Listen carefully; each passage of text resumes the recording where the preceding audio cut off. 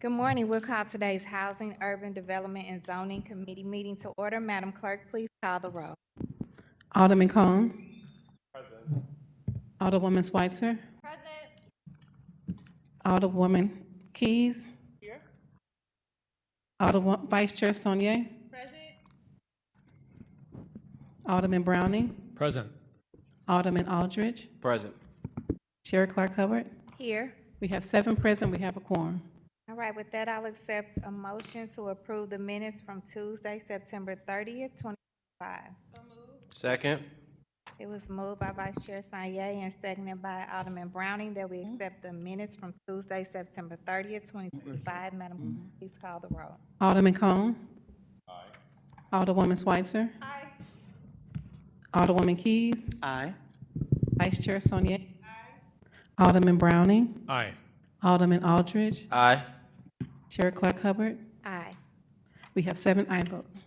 Right, with that, we successfully approved the minutes. We'll move down in the agenda, board bills for review. Alderman Browning, you are recognized on Board Bill 68.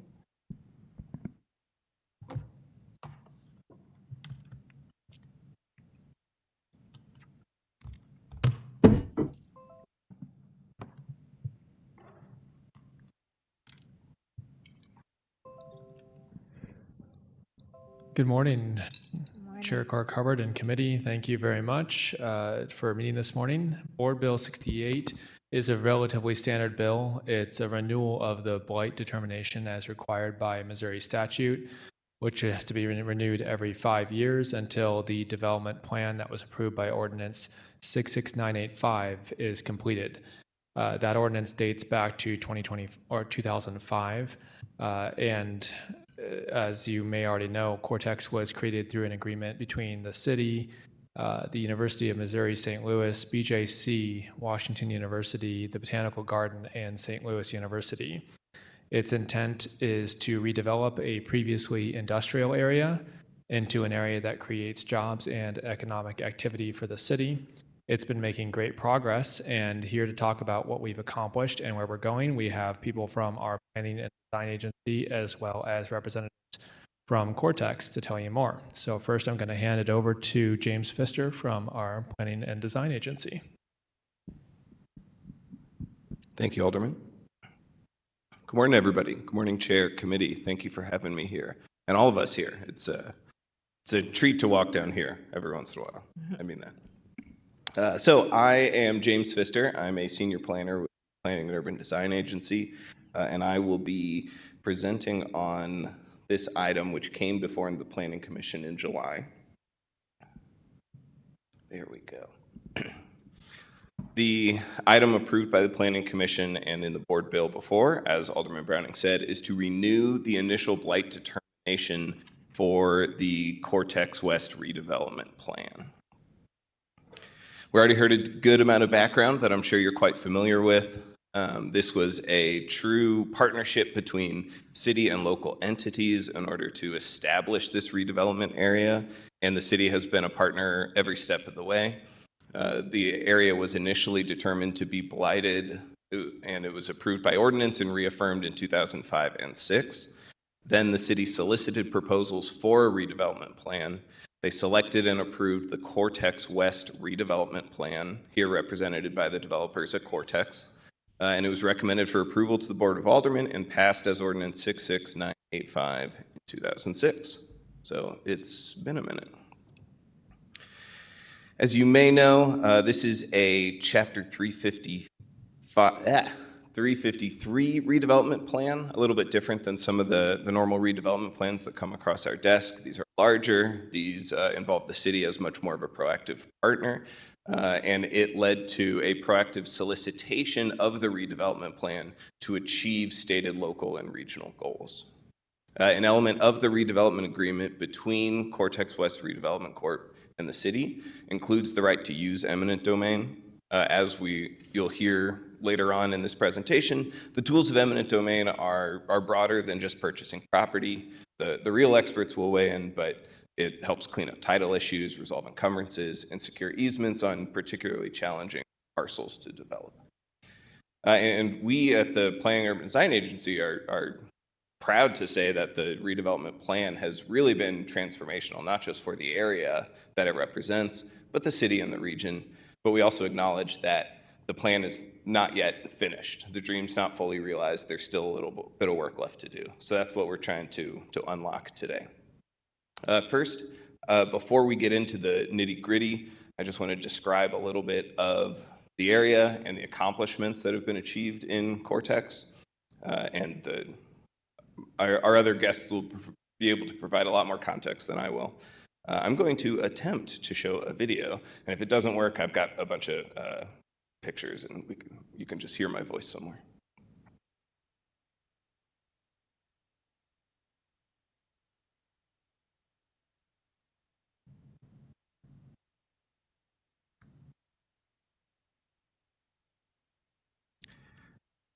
Yeah, I'm not going to belabor this point. Doesn't look like that video is gonna work. Oh man, it's a good video. Oh, it's a good video. I hate we can't see that. Share that.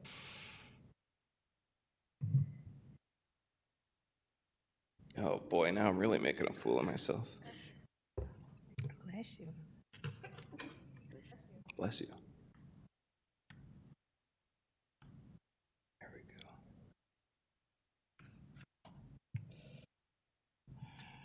Stop it.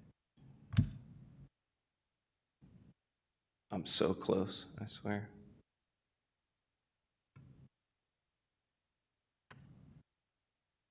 There we go. We're back in business. So the key point is that investment and development in the district has been consistent from the get-go. This was the first building, Cortex 1, built in 2006, quickly followed by new construction behind it, 4300 Duncan in 2008, 4240 Duncan, a really high-quality restoration and rehabilitation of the building that was completed in 2013. The Shriners Hospital, big landmark on the southern edge of the area, visible from Interstate 64, built in 2015. Of course, the Cortex Metrolink station, the first and only Metrolink station built since the initial alignment of the Metrolink, real public-private partnership here to bring this transit stop to the area. Of course, IKEA in 2016 at Vandeventer and Forest Park. Another really fabulous new construction project, Microsoft building at 4220 Duncan, completed in 2019. And the most recent addition to Midtown Central West End skyline, the Washington University Neuroscience building, completed in 2023. The investment and the stewardship of the area does not just relate to properties and buildings and new construction. Cortex also maintains a lot of the public infrastructure within and has greatly improved some of the hard and soft infrastructure in the neighborhood. This is just an aerial image of a little green space outside of 4240 Duncan. Just to the left of this image is where the Metrolink station is. Another reason why we're proud of what the city and Cortex have accomplished in the redevelopment area is because it gets us on maps like this. This is just a snapshot of a national map of all of the innovation districts, and we're in pretty good company here. As I said, the redevelopment is continuing. A lot of that is shepherded and stewarded by the Redevelopment Corporation, but a lot of it is also good, positive, ancillary development that builds on the momentum of and supports the continued growth of the area. Things like the Brickline Greenway, the Tower Grove Connector, which is under construction now, and the City Foundry. Now, as we stated at the top, the purpose of this board bill is to renew the initial blight determination that the city found in 2005 and 2006. I'm going to split hairs here, but it's important. Technically, this board bill does not request an extension of eminent domain rights, rather a renewal of blight determination in order to continue to use those rights previously granted by the city in 2020. Let's drill down into what all that gobbledygook means. So here we have, I've put two different timelines on the screen, and maybe I can there we go. So the city and the developers signed a development agreement in February 2006. That development agreement was for an initial period of 15 years to be renewed for an additional 10 years if certain relevant criteria were met. Within that initial development agreement was the right to use eminent domain. And that was one of those things that needed renewal at the 15-year mark.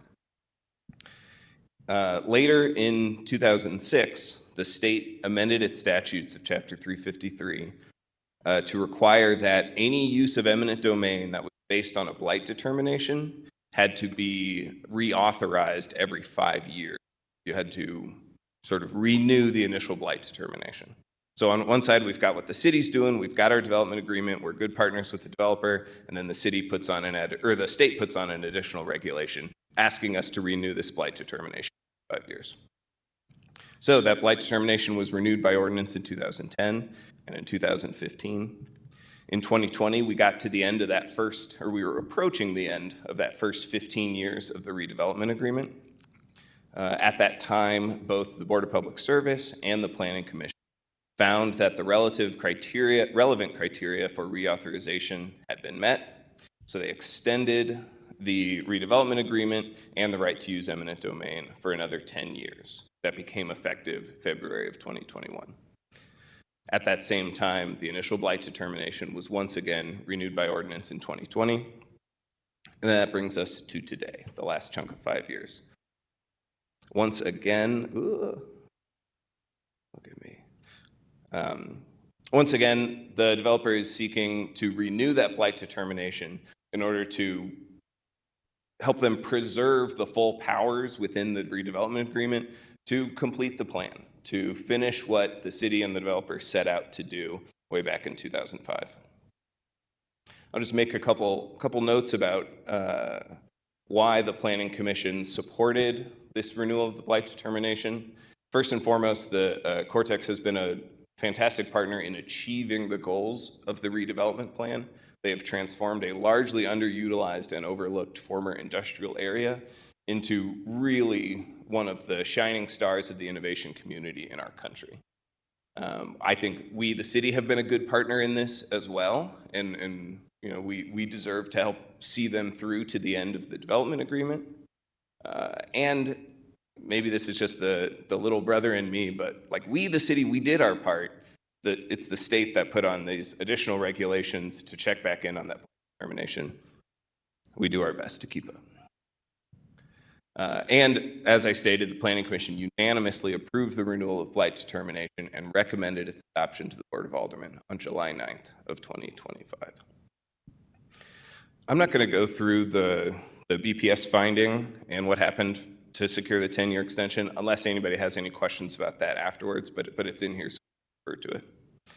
At this time, I'm going to turn it over to some of our guest speakers from Cortex who will introduce themselves and add a little bit more context to what we're talking about today.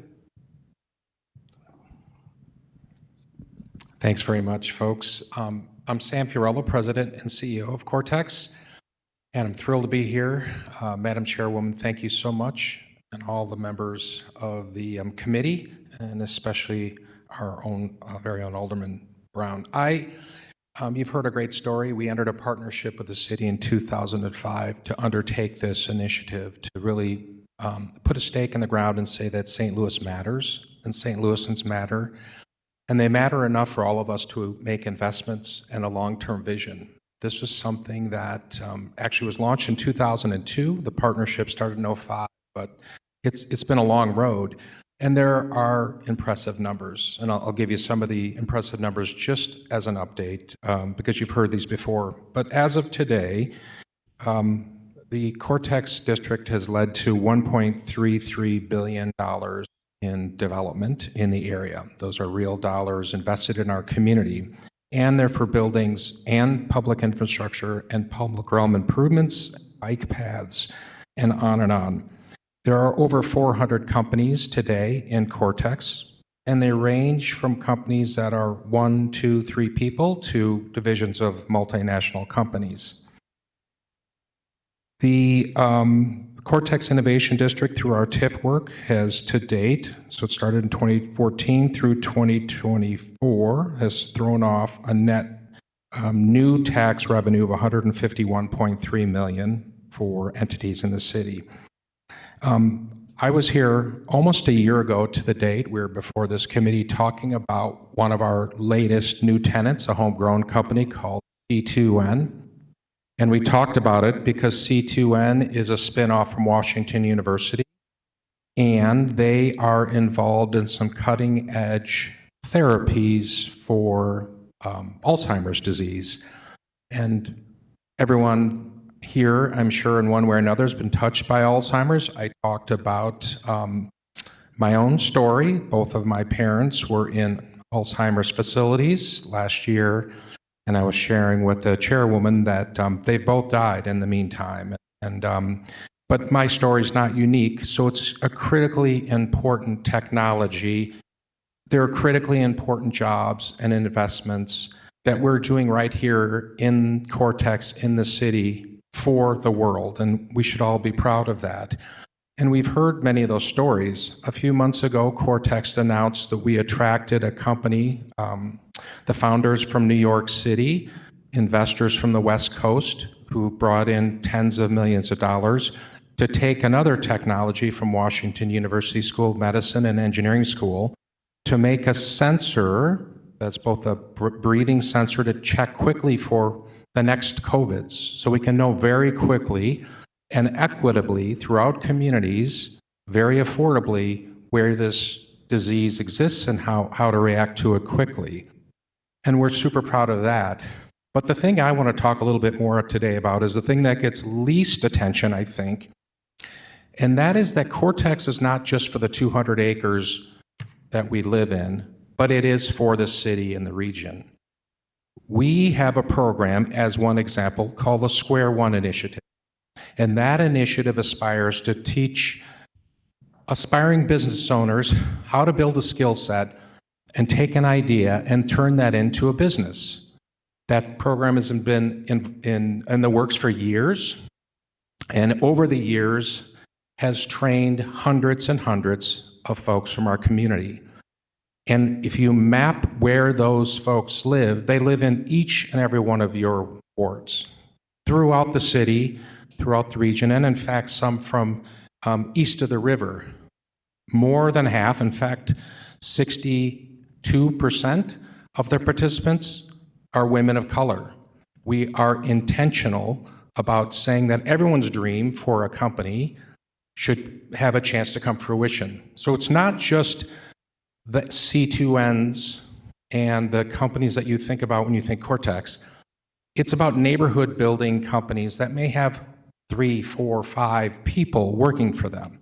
It's an African-American woman who's a CPA who's worked for a big accounting firm her whole life and said, I want to hang out my own shingle and I want to do it in my neighborhood in St. Louis, but I don't know where to begin. So we give that woman over a 10-week period for free the skill set that she needs, how to build a business plan, how to think about building a business. And when we ask the graduates after that 10-week period, what did you get out of this? They say, I got knowledge, of course. I got a network, which is invaluable, I can carry forward. And I got self-confidence. It's hard to measure those things and put them on stat sheets that you think about when you think about Cortex, but that's what we're doing, as well as the C2Ns and the companies you might read about. And we're going to continue to do that.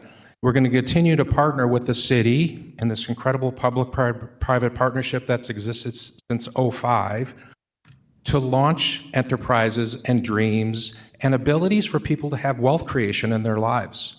To say, I built an enterprise and I didn't have to have a PhD from Washington University or School of Medicine to do it. So we come before you, you heard the details. We're deep into this plan with our partnership in the city, and what we're asking for today is the continuation of the partnership for another 5-year period to give us an important tool that we frankly have used very, very rarely in the first 20 years, but nonetheless, it's an important tool to have in our toolbox as we try to transform lives in our city and our region. So, thank you.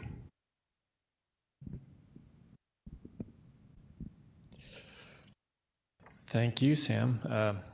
I really appreciate the thorough overview, and thank you to James Pfister as well from our Planning and Design Agency. That was a very comprehensive overview. This time, I'm happy to take questions from the committee or any testimony from the public.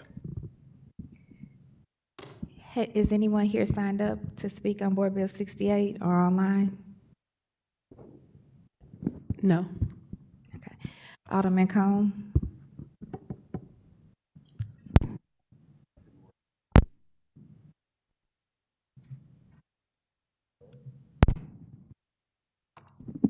Hello. There we go.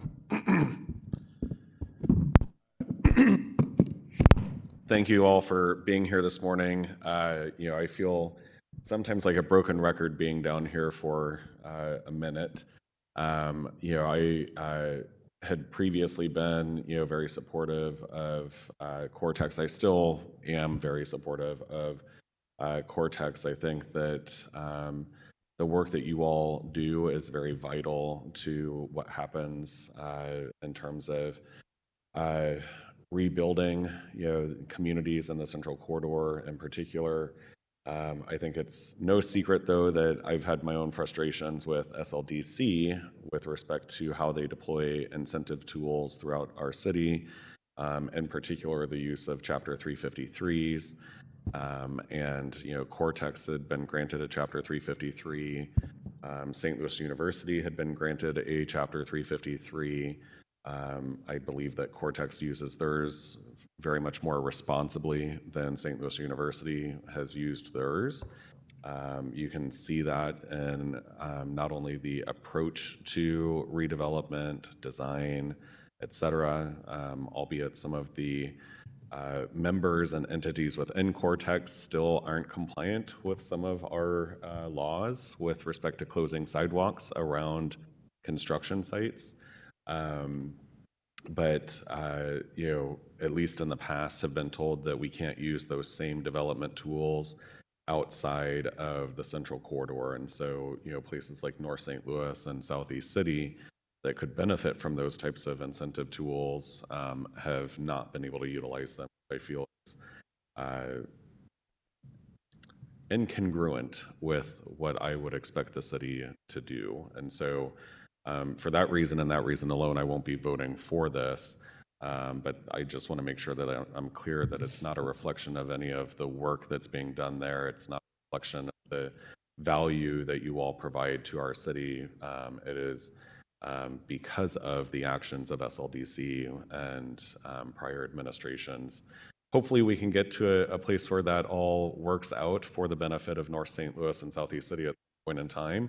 We're still not there yet. So I hope that I will be able to change my vote on these types of matters going forward at some point in time.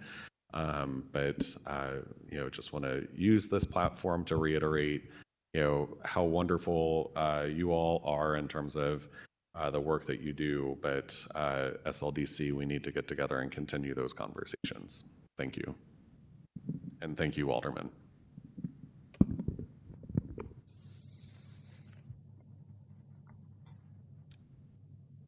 Alderwoman Schweitzer? Thank you, Madam Chairwoman. I appreciate the presentation. I got to hear it during the Planning Commission, and we went much further into detail, and the video worked. So I appreciate the time to come back and to hear more about this.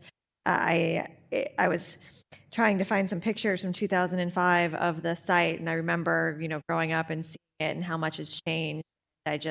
I'm excited to see what else happens in the next 5 years, but it's already been, hugely transformative. So I don't have any questions today. I got to ask a lot during the Planning Commission, and I appreciate the time to hear more. Thank you. Alderwoman Keys? Thank you, Madam Chair and fellow members. Very good presentation. I appreciate the work that Cortex is doing here in our city. Just to kind of tie on to what Alderman Cone said, I need to see you in the elevated 11th Ward. So I'm just putting that out there in the universe, but I would like to be a co-sponsor as well. Thank you. So noted.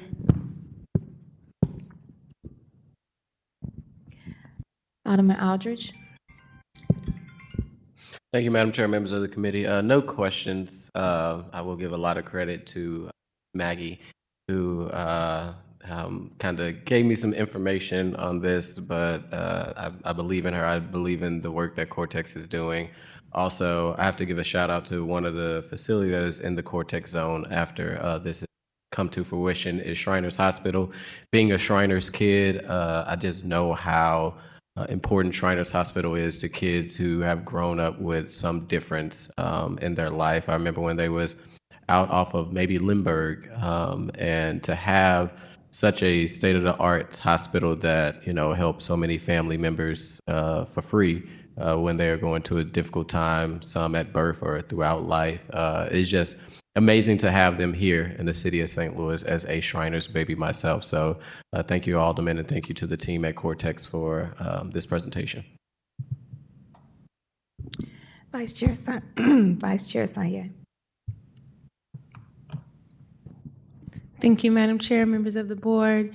I also had the opportunity to watch the Planning Commission hearing and would definitely encourage anyone who might be watching at home to watch this. The presentation was much more longer and also just a lot of questions, even outside the video.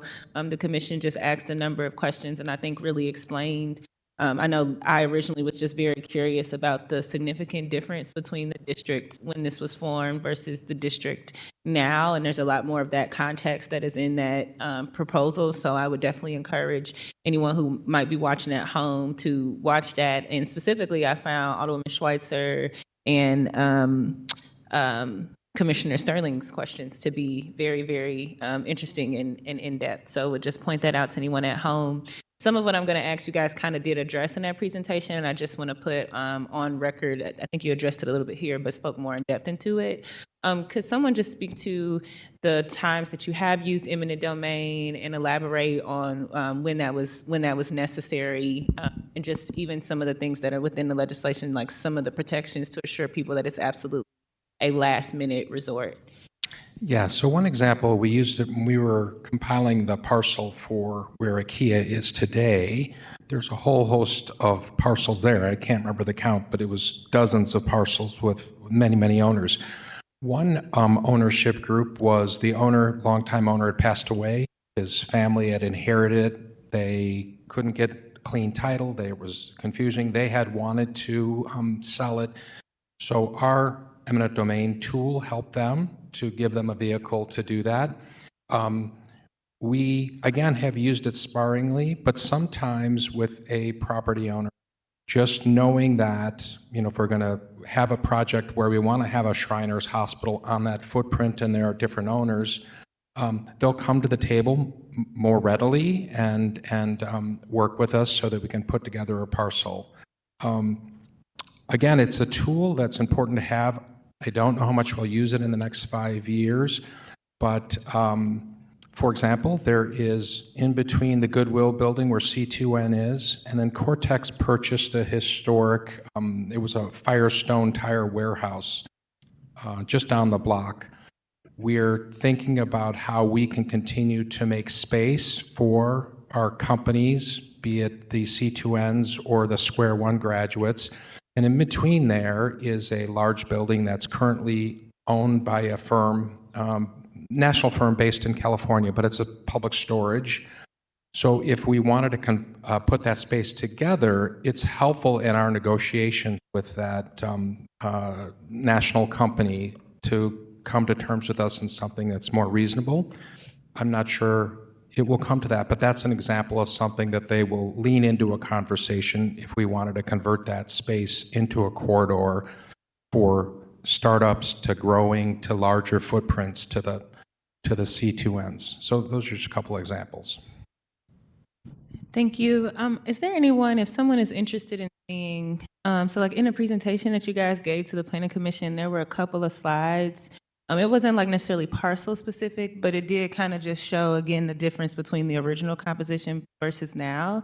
Is there somewhere, a link or someone there somewhere could go to see, you know, essentially the parcels that have been redeveloped versus the parcels that are still remaining in the district? Yes, so here, come on up. Rob, you also. Thanks, Alderman. Appreciate the question. Maggie Crane, Senior Vice President for Cortex. That video that we've referenced and tried to show again today might be the best example of all of those parcels being developed to a tune of $1.33 billion today. That is on our homepage at cortexstl.org. And if you scroll about halfway down the page, you can view that video. And it's parcel specific, so they'll be able to see parcel by parcel? You'll actually see it grow. It was like, if you've watched Game of Thrones, it's like my Game of Thrones video. So you'll see how Cortex has grown over the years, year by year, parcel by parcel.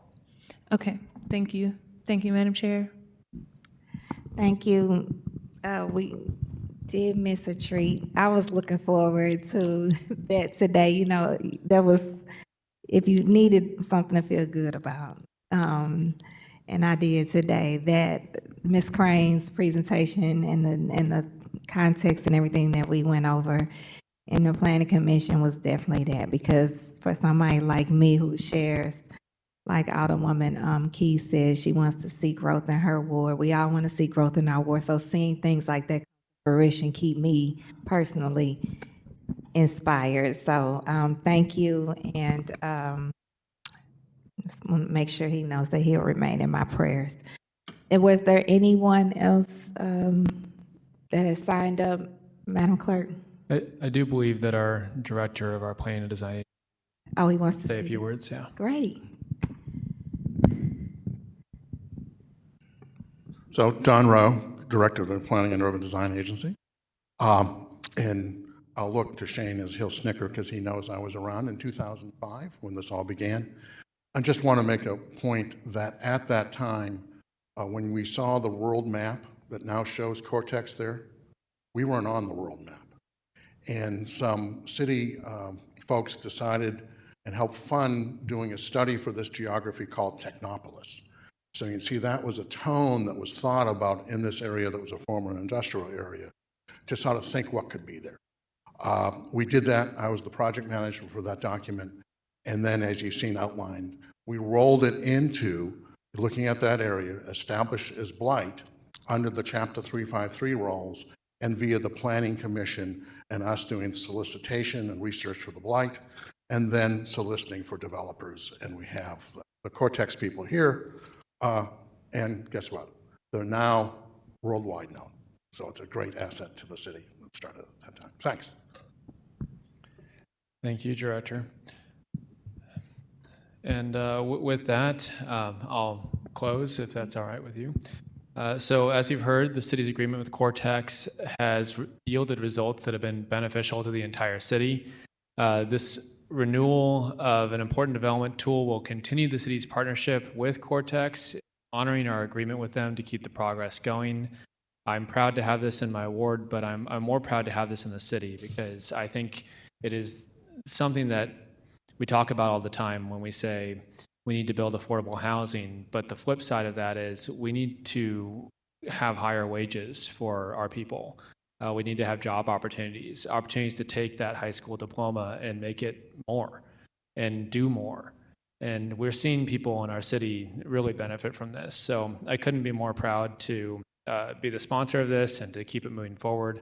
I ask for your favorable consideration and for a due pass recommendation from this committee. Thank you. Thank you. With that, I'll accept a motion for Board Bill 68.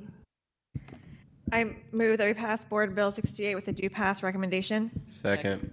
It was moved by Alderwoman Schweitzer and seconded by Alderman Aldridge that we pass Board Bill 68 out of the HUD Committee with a due pass recommendation. Objection. He's not going to vote for it. Madam Clerk, can you please call the roll? Alderman Cone.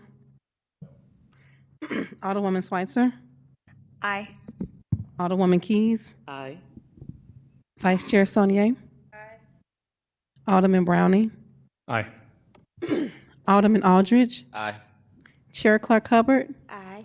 We have 6 aye votes, 1 no vote. All right, with that, you have successfully passed Board Bill 68 out. Congratulations, and congratulations to you all as well. Yeah, and while I have my planning commission family here, I want to make sure I tell you all, I know I sent a note, but since you all are here, I guess I'll publicly state that, at the beginning of this legislative session, Vice Chair Sanye asked if she could be the designee on the planning commission for this legislative session, and I bittersweet said yes, with a caveat that I was able to carry our accessory dwelling unit legislation to the finish line, and we did. And I thank you all for all that work, and I thank her for her willingness to, even with me saying yes, still let me carry that rollout on there. So now, Vice Chair Sanye will be seated as the HUD's Planning Commission designee for the rest of the legislative session. And I'll still just probably be stalking. No, I'm just kidding. I love you all, and thank you all for all kidding aside. Thank you all for all of the work you all of the information, the education, and everything that I've gleaned from being and serving on the Planning Commission. I'm not going far.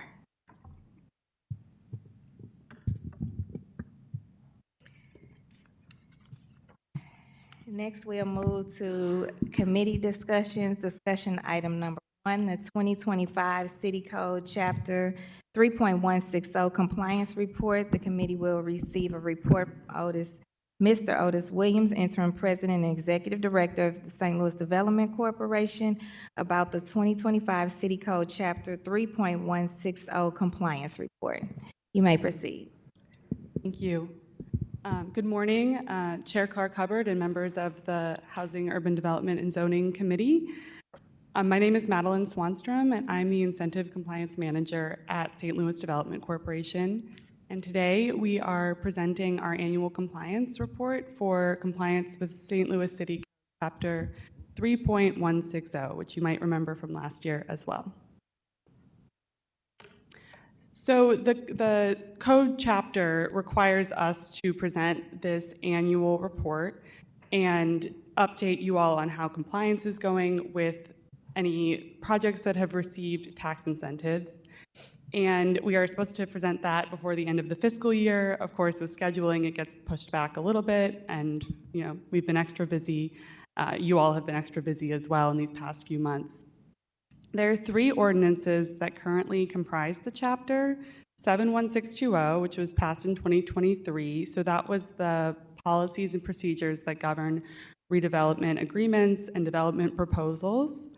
And then we had 71833 in 2024, which required us to report on previous tax incentives that had been granted at the location or to the developer, and required us to notify labor organizations of any application for tax incentives. And then Ordinance 71809, ta-da, which I know Alderman Sanye is intimately familiar with, which was passed in 2024. So developers have to work with the collector of revenue to provide evidence of good standing with the city, so that they're current on their taxes and their water and refuse bills. So first, in accordance with the chapter, all SLDC Development Board meetings are live streamed, and the minutes are made public on the website, on the city's website. And the public is free to make sunshine law requests through the city's website to request any public records. We are also required to hold a publicly accessible training seminar regarding I also forgot to mention, I'm sorry, that we provided you the report that we sent out before the end of the fiscal year, and then we have the accompanying PowerPoint, so feel free to follow along. Sorry about that. So again, back to the training seminar. We are required to hold that once a year. We posted that, it's a video that's available on the SLDC website, and we posted that last year and reposted it this year, and nothing changed in that year, so it really didn't change at all. But it goes over the city requirements that we must meet for redevelopment agreements, as well as the state requirements. So it is interesting, and I encourage everyone to give that a watch. We also are required to provide development proposal reports for board bills that are filed requesting tax incentives.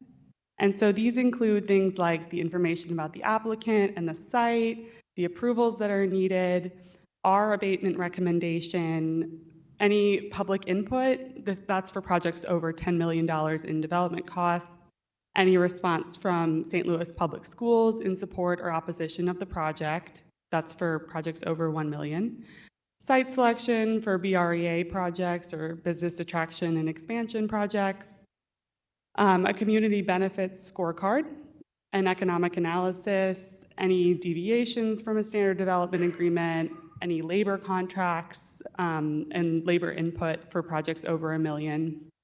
And we have a standard sort of development proposal report template that we use.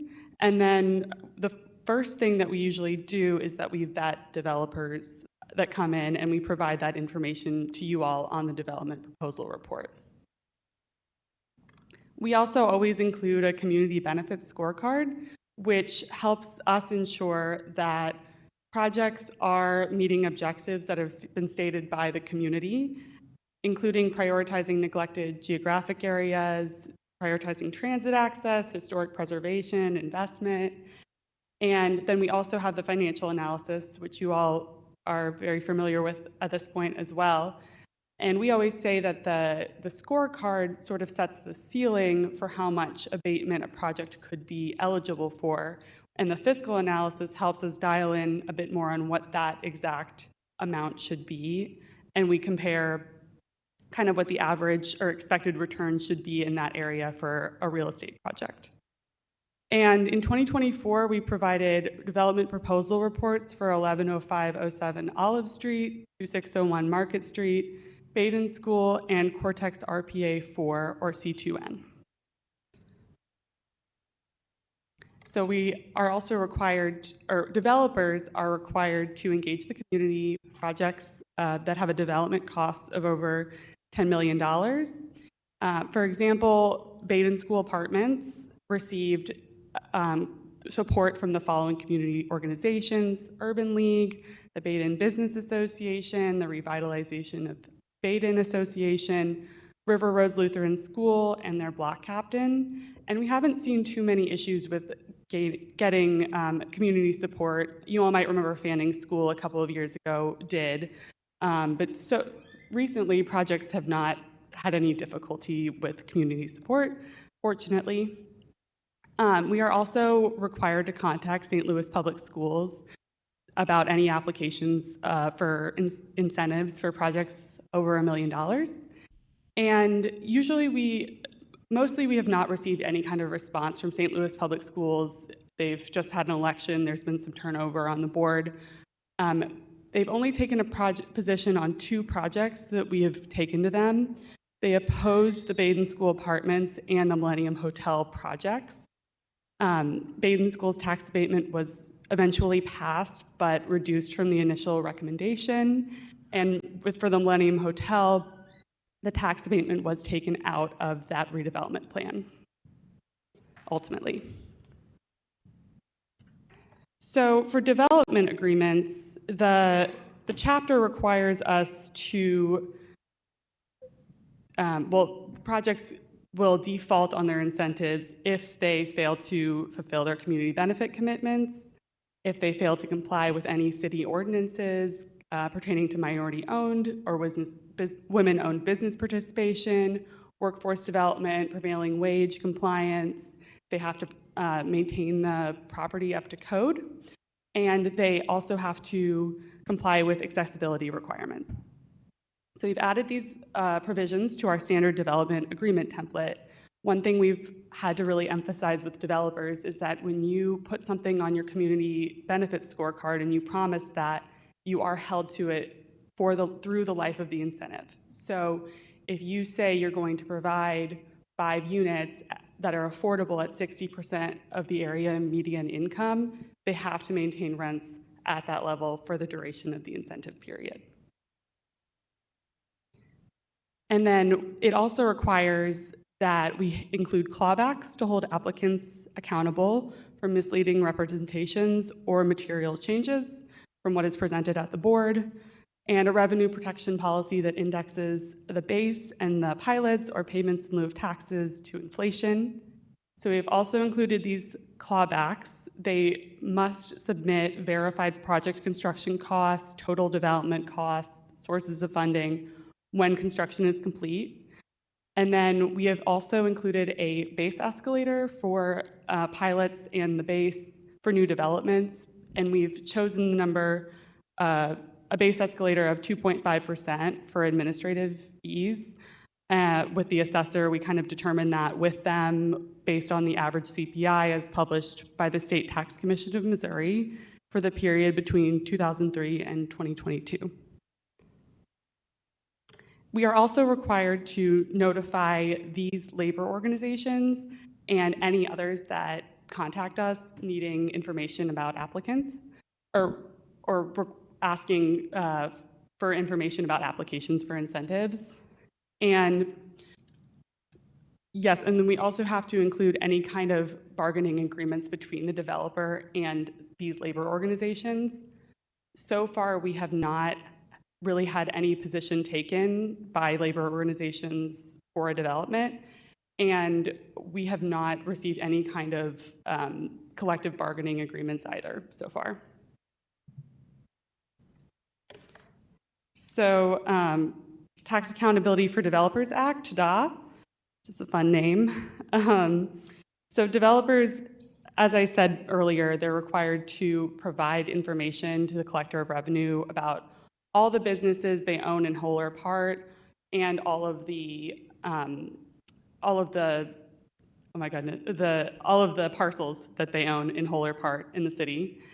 And then the collector of revenue will kind of circulate that in their office. They'll provide that form back to us, and then we'll provide the developer with an affidavit as well that they must file. And so far, this has been going pretty smoothly. I would say we get these back from the collector of revenue really quickly, which we appreciate. It can get a little thorny, because some developers just own so many properties and so many LLCs, but we've been able to work through it so far. So it's been going well. So now I'm going to go through some development project summary statistics just to remind you all of the developments we've been bringing to the board. And this is all of the projects approved by LCRA since January 2024. So first we have, so just as a reminder, this only includes new redevelopment areas that then require subsequent approval by the Board of Aldermen. So 1105-07 Olive Street, or Corica Home Health. This was a rehabilitation of a vacant building in downtown to be turned into an adult care facility. And LCRA recommended a 10-year abatement of 75% in January 2024. And then the plan was subsequently approved by the Board of Aldermen later that year in December. And actually, we received word that they're very close to completing the first phase of this project, which is exciting. Then we have 5105 Cabanee Avenue. This was approved by LCRA earlier this year. It's the renovation of a currently unoccupied single-family home in the Academy neighborhood. And LCRA recommended a 10-year abatement period at 75% in January, and the HUD's committee will likely vote on a board bill for the project this session. We didn't have any actually projects that were between 1 and 10 million, interestingly. So now I will cover all of the projects that were over 10 million. So they required both notification of St. Louis Public Schools and community engagement. Baden School Apartments, which is a project I was discussing earlier, was the conversion of the vacant Baden School into affordable apartments. LCRA recommended an abatement term of 15 years, which is kind of the standard for LIHTC projects, of 10 years at 90, followed by 5 years at 50% in May of last year. And then, of course, we received word from SLPS later that year that they opposed the project, even though it received robust community support. And then it was ultimately passed by the Board of Aldermen with a slightly reduced abatement term, and the project is still going forward. 1128 Washington was also passed by LCRA in August 2024. They recommended an abatement of 10 years at 80%, but that development is currently on hold because they are still trying to purchase the building, and they've run into some issues with that. We also had, of course, Millennium Hotel, which we're all familiar with, of course, too, and you all are. And LCRA recommended 20 years of 90% abatement on September 24th, 2024. And SLPS was notified and did oppose the abatement for the project. So the tax abatement was removed from the board bill, and it was still able to go forward. The purpose of it was to allow for demolition of the site. LCRA also passed an abatement for 1039 North Grand and 3600, 3620 Finney, which was it's a VA dermatology clinic. This was kind of an unusual project. The development returns were extremely low, and it's really more of a federal contract to build. So LCRA did recommend an abatement period of 10 years at 90%, but the company is no longer pursuing tax abatement. They are not really allowed to under their federal contract. And then LCRA recently passed two very similar projects, Amberstones, which is in Old North, and Tiffany Scattered Sites, same developer efficacy consulting group, and it's the rehabilitation of affordable units in these two neighborhoods, which is exciting. Yes. And LCRA recommended an abatement term for both of them, 10 years at 90%, followed by 5 years at 50%. And we are hoping to present this project to you all very soon. The development proposal reports are just being prepared. Those components are being prepared right now. We also have some summary statistics on a yearly basis. So what this graph is showing you is all of the projects in purple, all of the projects that LCRA approved for that year, then how many the Board of Aldermen approved of the ones approved by LCRA, and then how many of those were ultimately activated. As you can see, we've seen a decline in the number of projects and areas, especially since the pandemic, and Otis is going to be speaking a little bit more on that. And then this breakdown shows you what happened to projects. So on the left, it's showing you if they were approved for abatement by the Board of Aldermen, but somehow this incentive has not been activated yet. So in that kind of teal green color, the ones that were completed, they probably most likely did not meet requirements set by the city on minority and women-owned business contracting or prevailing wage, and they didn't meet those requirements, so they didn't receive the incentive.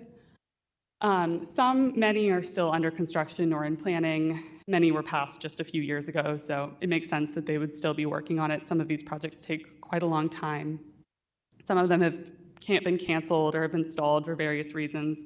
And in black, the 19 projects, that's redevelopment project. Those are redevelopment areas that are larger and don't have a developer or project attached, so we actually can't say that they've been activated, even if there has been some development activity there. And then on the right, it's showing you things that were approved by LCRA, but were not approved by the Board of Aldermen, and what happened to those projects. So we had 6 of those that were completed, 7 that are under construction and planning still, 2 that have been canceled or stalled, and 2 that are redevelopment areas with no developer and no project attached. And then here's a quick summary of EEZ and TIF. Those are the other boards that grant tax incentives for SLDC. So EEZ projects, we had 26 between 2017 and 2024, and have had none in 2025 either. Ultimately, 24 of those were approved by the Board of Aldermen, and the incentive was activated for 17. And then for TIF, there are 9 new TIF projects in that time. 8 were approved by the board, and then 6 were ultimately activated. All right, and that's the end. So I can take questions now, or should we wait until Otis finishes? We can let Either way.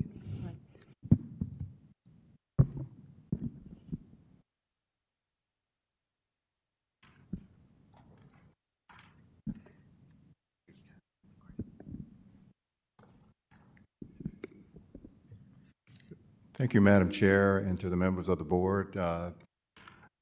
I'm following Madeline, who's providing you with the fire report, but I thought it would be time to start a conversation with the HUS committee about incentives and need for them.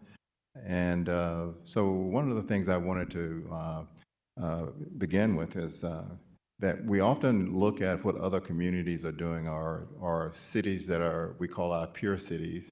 And one of the things that happened there is that you can see where those that are very successful, there's a lot of collaboration and a lot of trust amongst those that are involved in the economic development process, both through the legislative cycles, the administrators, the development communities, all are working together to try and have growth.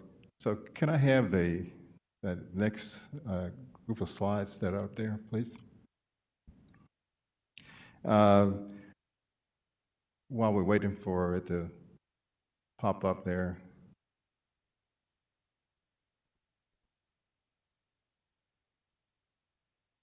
Great. So one of the things I wanted to do was to just review quickly, and I'm going to run through some slides here pretty quickly, and hopefully you all have it available for you to look at there. But this particular slide shows the major industries and economic drivers in the region, and you can see those that are highlighted in yellow are actually those that are in the city. But suffices to say that we, the city, is the economic center of this region, and that 8% of the jobs and 10% of the total wages for the state, not for the region, but for the state, is from the city. Go to the next slide, please. Can we make it full screen too, Madam Clerk? Yes. The next slide is major industries and economic drivers.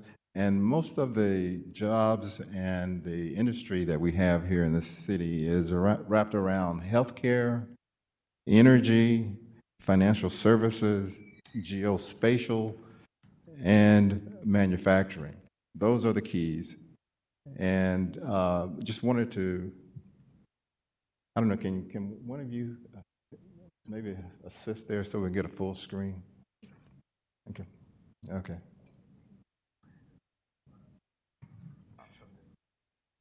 Okay, so maybe I can control it myself. Huh? Okay, great.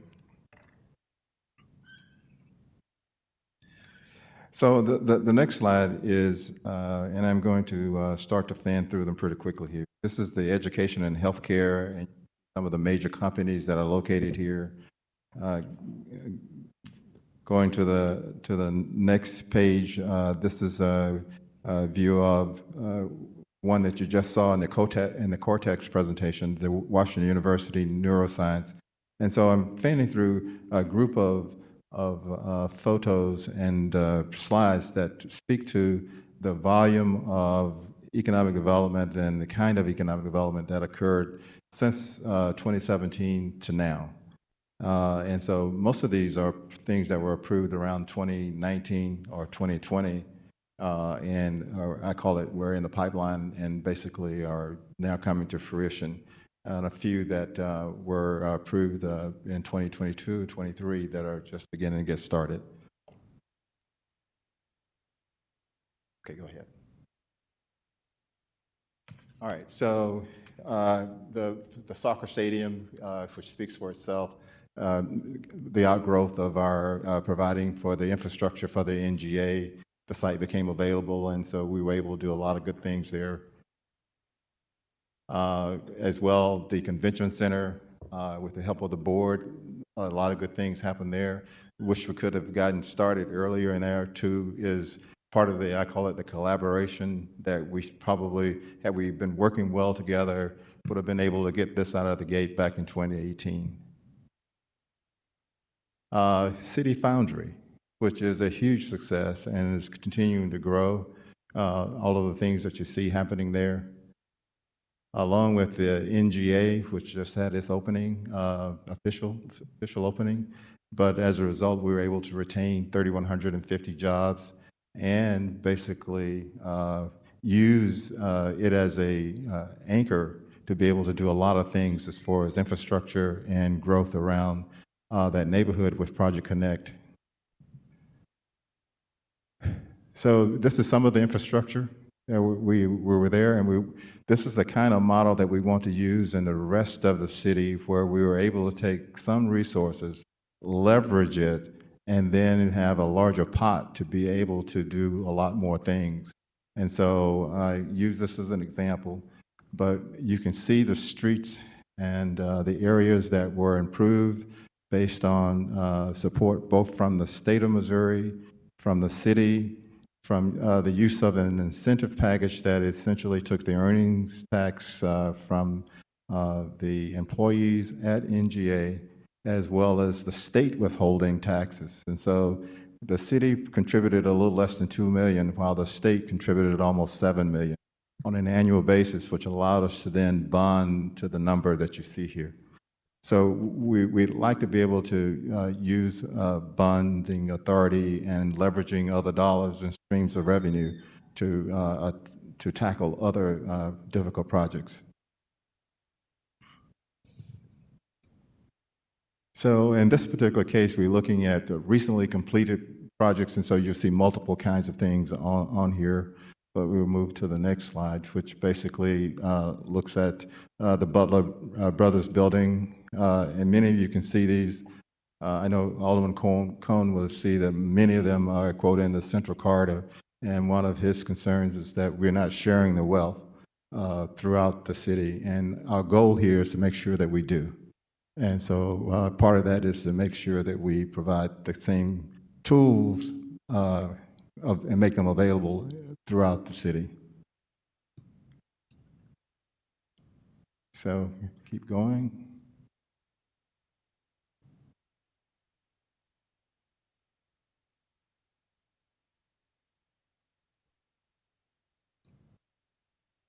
And so one of the major success stories that we've had recently has also been Union Station. They're continuing to expand.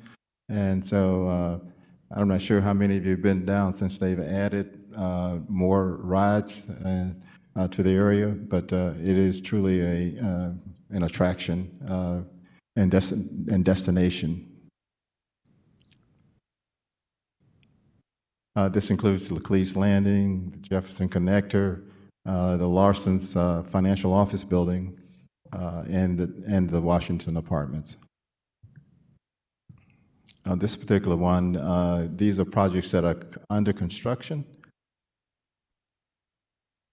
And DJC obviously is continuing to provide construction opportunities. And at some point, they will have completed much of their upgrades. And so many of the things and work that is ongoing will come to an end there, the major constructions.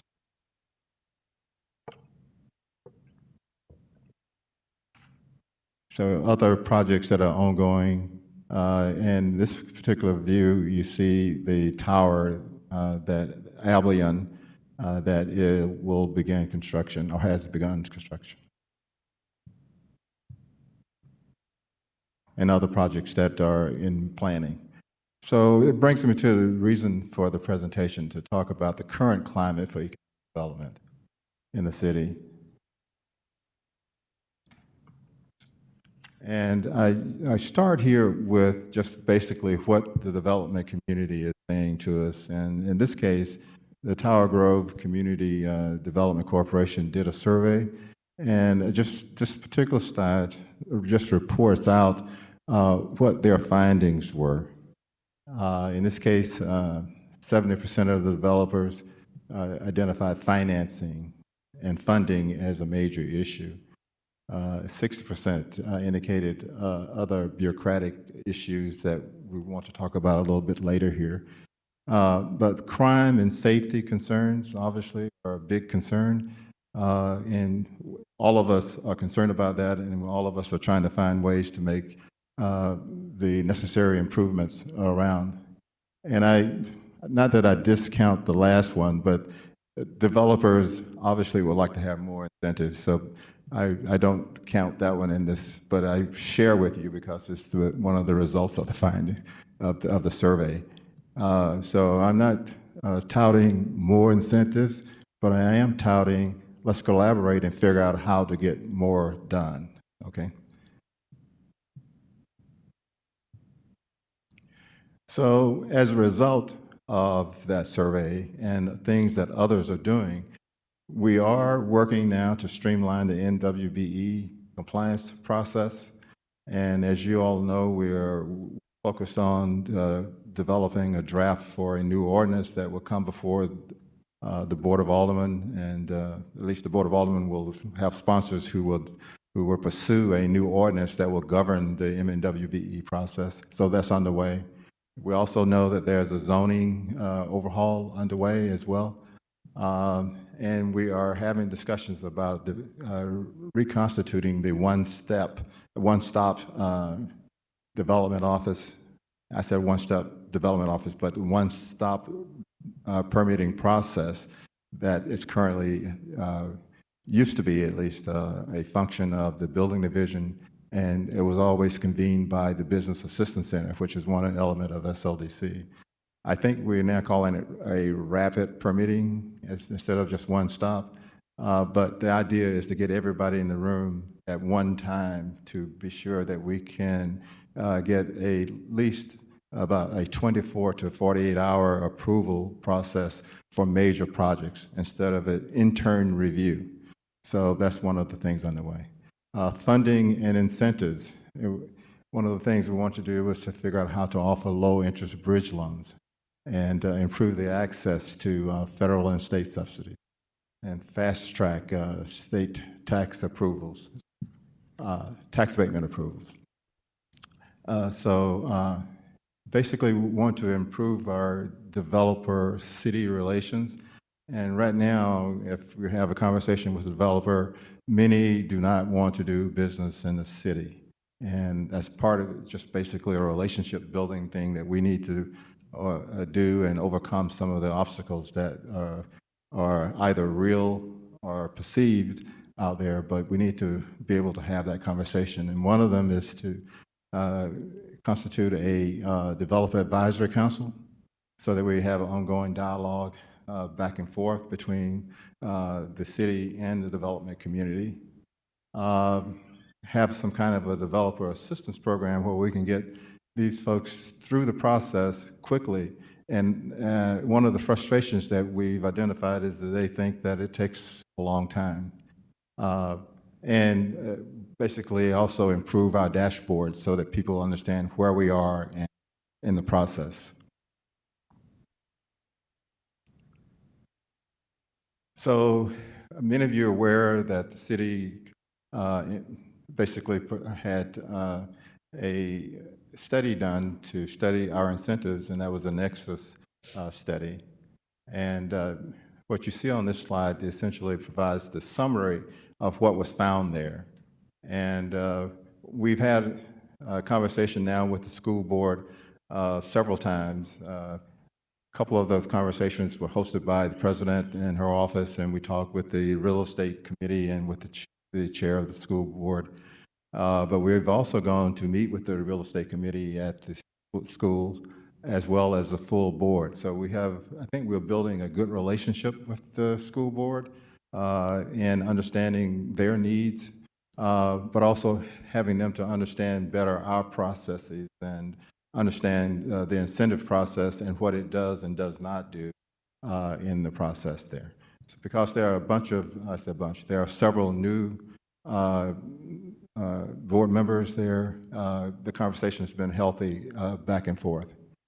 So a couple of things here. We find that the demographic challenges that we have, but there are also fiscal trends here that basically impact the school.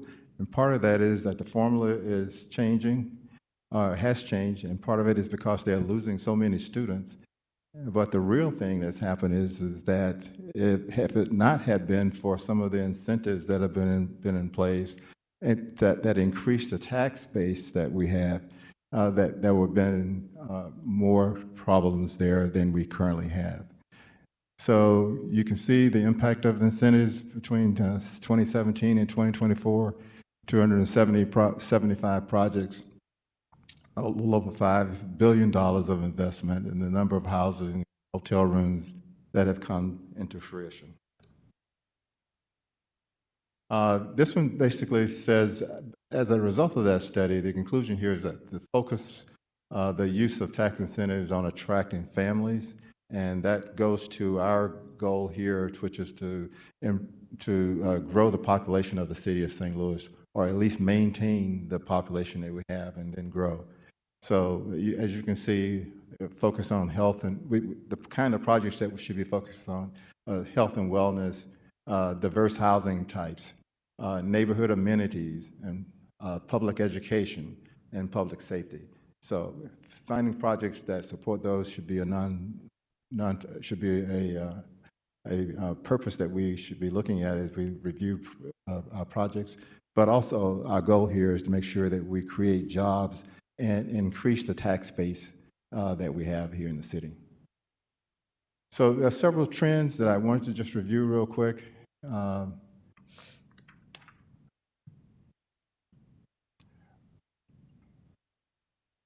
first one, and I know you've probably seen this chart, but the cost of doing business here is that it doesn't take much. There's a very slight difference between the cost to build in the city and in the rest of the region. And that's the chart on the left. But the chart on the right really tells you that it does matter about the return on investment. That shows you that if you build it, either in the city or the county, it costs the same. But the rents that you can get is different, which is why many developers say we need, a developer will say, I will need an incentive to support my project if I'm going to build here. So that's one of the reasons. The other is, Madeline shared with you this, that this particular chart shows the decline in the number of projects that have been incentivized, but you can look at it two ways. One, you can say that this is a good trend in the sense that there are less projects that are incentivized, but it also says to you that our pipeline is going dry. That the reason the projects that I shared with you at the very beginning happened is because of the help that the city and the Board of Aldermen provided. So as we're going down to 2023, 2024, we don't have very many projects in the pipeline. At least those that developers are willing to bring to the table. So something interesting that we found in our review, that when COVID happened, we did a snapshot to see how many businesses we needed to help. The license collector basically had 10,700 businesses on their books. We did the same thing when the tornado happened here in 2025, and we were down to 6,200. So we were roughly 40% fewer businesses here in the city. So I think this is something that we all together need to focus on, is how we can retain businesses or attract businesses here in the city. That in a 5-year period, that is a significant fall. So these are this is a companion chart that basically shows the number of permits. And so the number for 2025 is through August, but it shows a significant number fewer of the permits that have been sought by builders. And so it is also a reason why, working together, we should have a conversation about this particular environment where building permits are getting fewer and the cost of construction is getting higher, but we are also having other issues with developer opinions about doing business with us. So this is building permits over 500,000 since 2016. And what it tells you here is that most of these In this case, the vast majority, about 70% of the large building permits are either tax abated in a TIF district or on tax exempt parcels. There is, if you look at this chart, there's 12% of them are basically TIF, and then you see the tax abated ones there, and the none of the above is actually that's the 12%, none of the above. So only 12% of the projects would have happened without some kind of tax abatement. So we have tax, in this case we're talking about tax exempt in the case of BJC and many of the nonprofits. So they are a significant piece of this puzzle of projects that were done. So I thought it was interesting to be able to show the impact of both the tax exempt, the incentivized projects versus those that were non-incentivized. I won't go through that one again, but these are a list of all of the current tax abatement, current incentive that we have in our toolbox. This is the list that shows the ones that we at SLDC control, and then the incentive programs that others control are those that we work with others to get things done with. And so I'm requesting an opportunity to sit down with you all and maybe talk about there may be other things that we can add to our toolbox that could be helpful in the process to help incentivize our getting developers here, or improving the climate such that people will come and do things with or without incentives. And part of that is improving the process, improving the timeliness of our responses, and then if we have a process, sticking with the process and not changing the process at the very end. That is probably three things that are most important to the development community, and the one thing of changing the playing field is the one that is the most frustrating to the developers.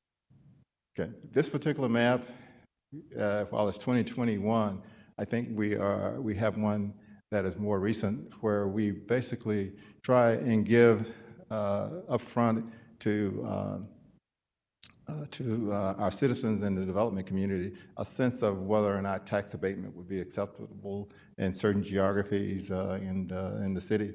And so this map is on our website, and it basically gives you a sense of whether or not tax abatement is and at what level tax abatement might be. So this is a sort of a guide that is available. And I think my predecessor, Neil Richardson, and staff took a look back in 2024 at incentive reform.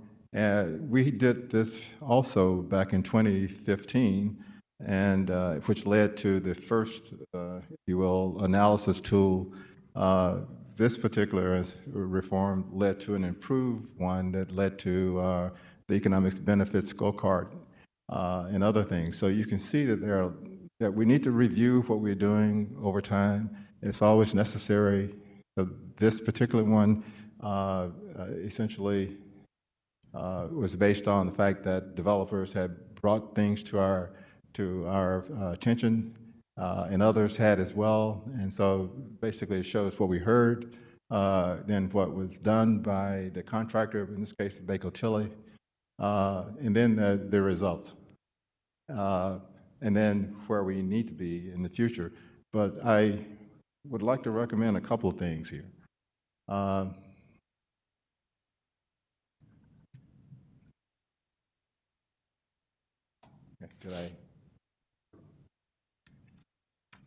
Can we get the last two slides up?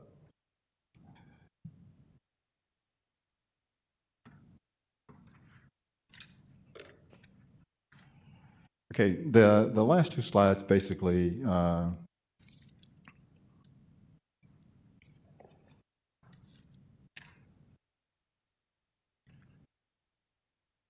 One is that we need to move to what I call a strategy, while we should focus on and give priority to the north side. We need to also understand that we need to have investments citywide. And so I'm encouraging everyone to understand that top priority and focus is the execution of the Economic Justice Action Plan. It has a focus on the various areas outlined in that.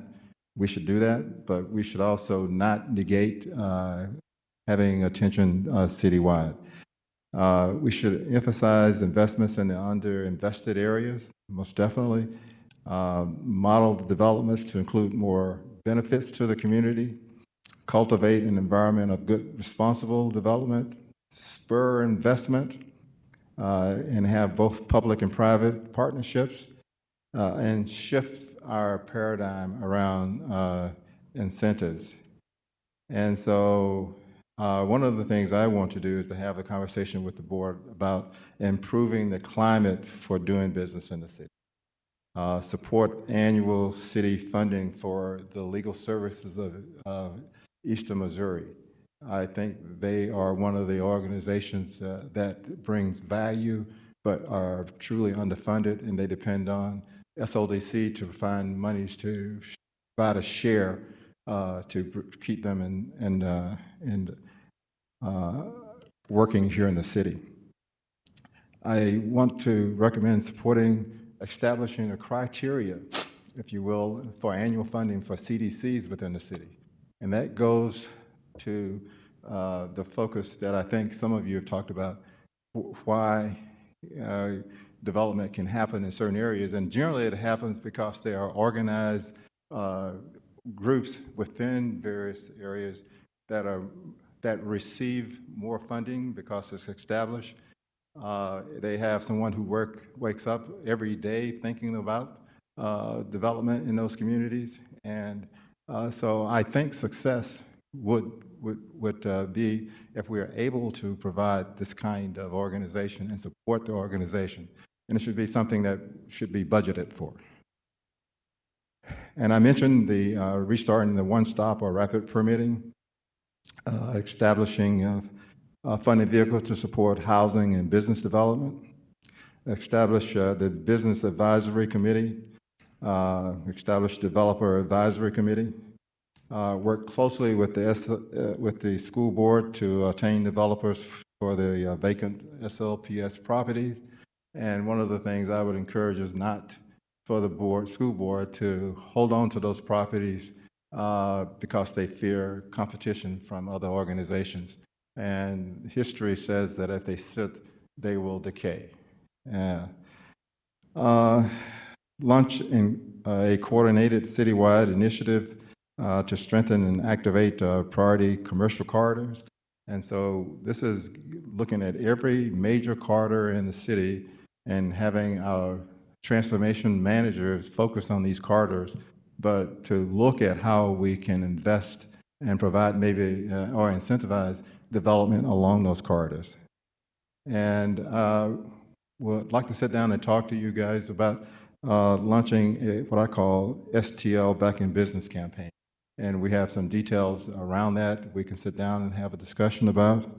And then establish the redevelopment areas and seek developers for tornado impacted areas, which is not the least of what we want to do. It's actually on top of all of the things we're trying to do, which is identify the areas, working with the communities and the planning that is ongoing in North St. Louis, but define that area, work to get a developer or work with the community to develop the priorities that they have planned for and get this all started, and that's where we are. And so with that, I would like to open it up for questions.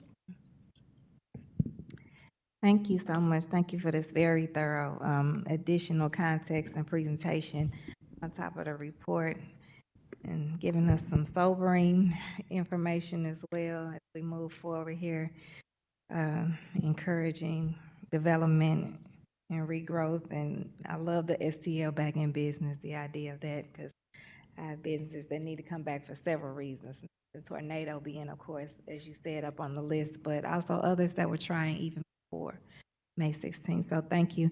I'll just open it up to see if anybody has any questions or comments. Alderman Cone?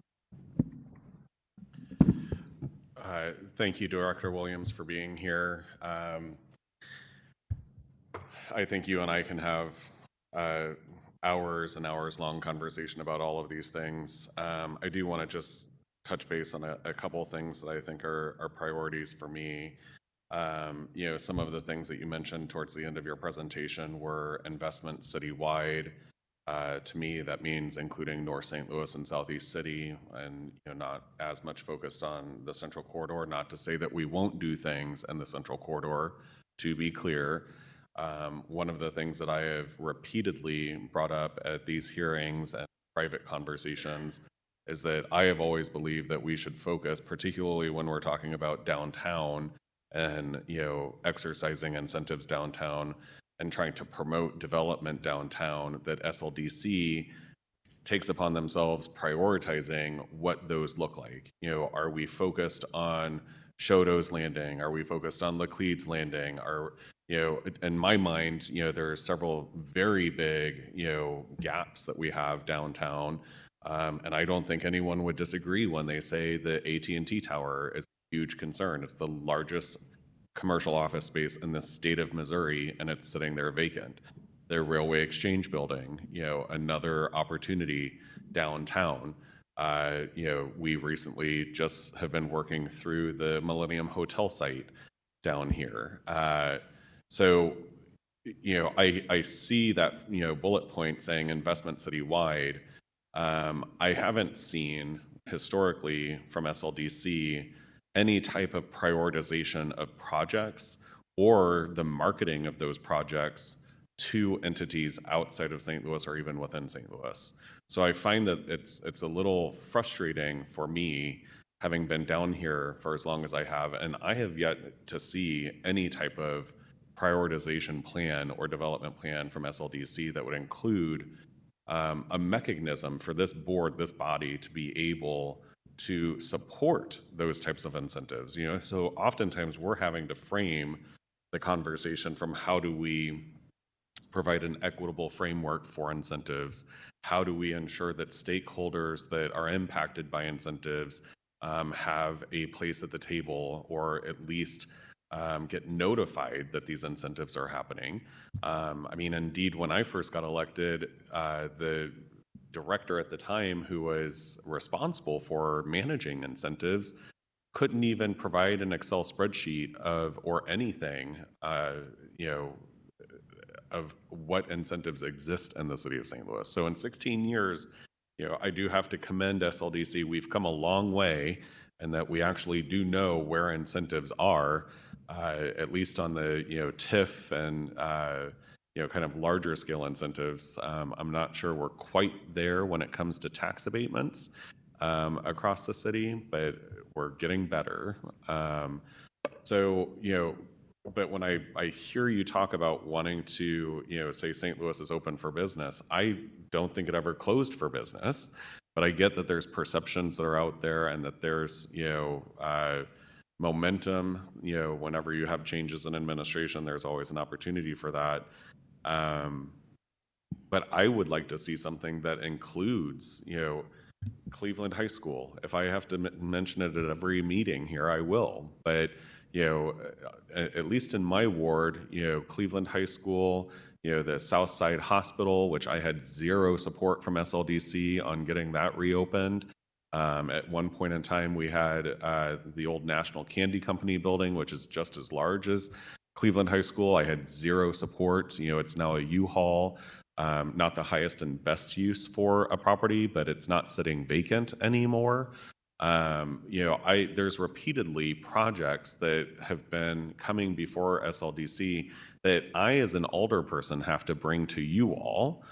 It's not something that SLDC has worked on, and some of that has started to change over the last few years. But then we still have the opportunities in North St. Louis that I don't know if you all are, how active you all are in terms of promoting some of those opportunities. So, you know, I'm happy that you're bringing this forward. I'm happy that we're having this conversation. I hope that it turns into action. You know, spurring investment. We have so much vacancy in this city. And one of the greatest things that I've been able to work with my neighbors on implementing has been, you know, a vacancy initiative, working with Dutchtown Main Streets and some other organizations. You know, we passed state law, we worked with our, you know, state delegation to pass state law that essentially allows for neighborhood organizations to sue vacant property owners to either, you know, remedy the vacancy or end up selling the property to a developer who can make sure that that happens.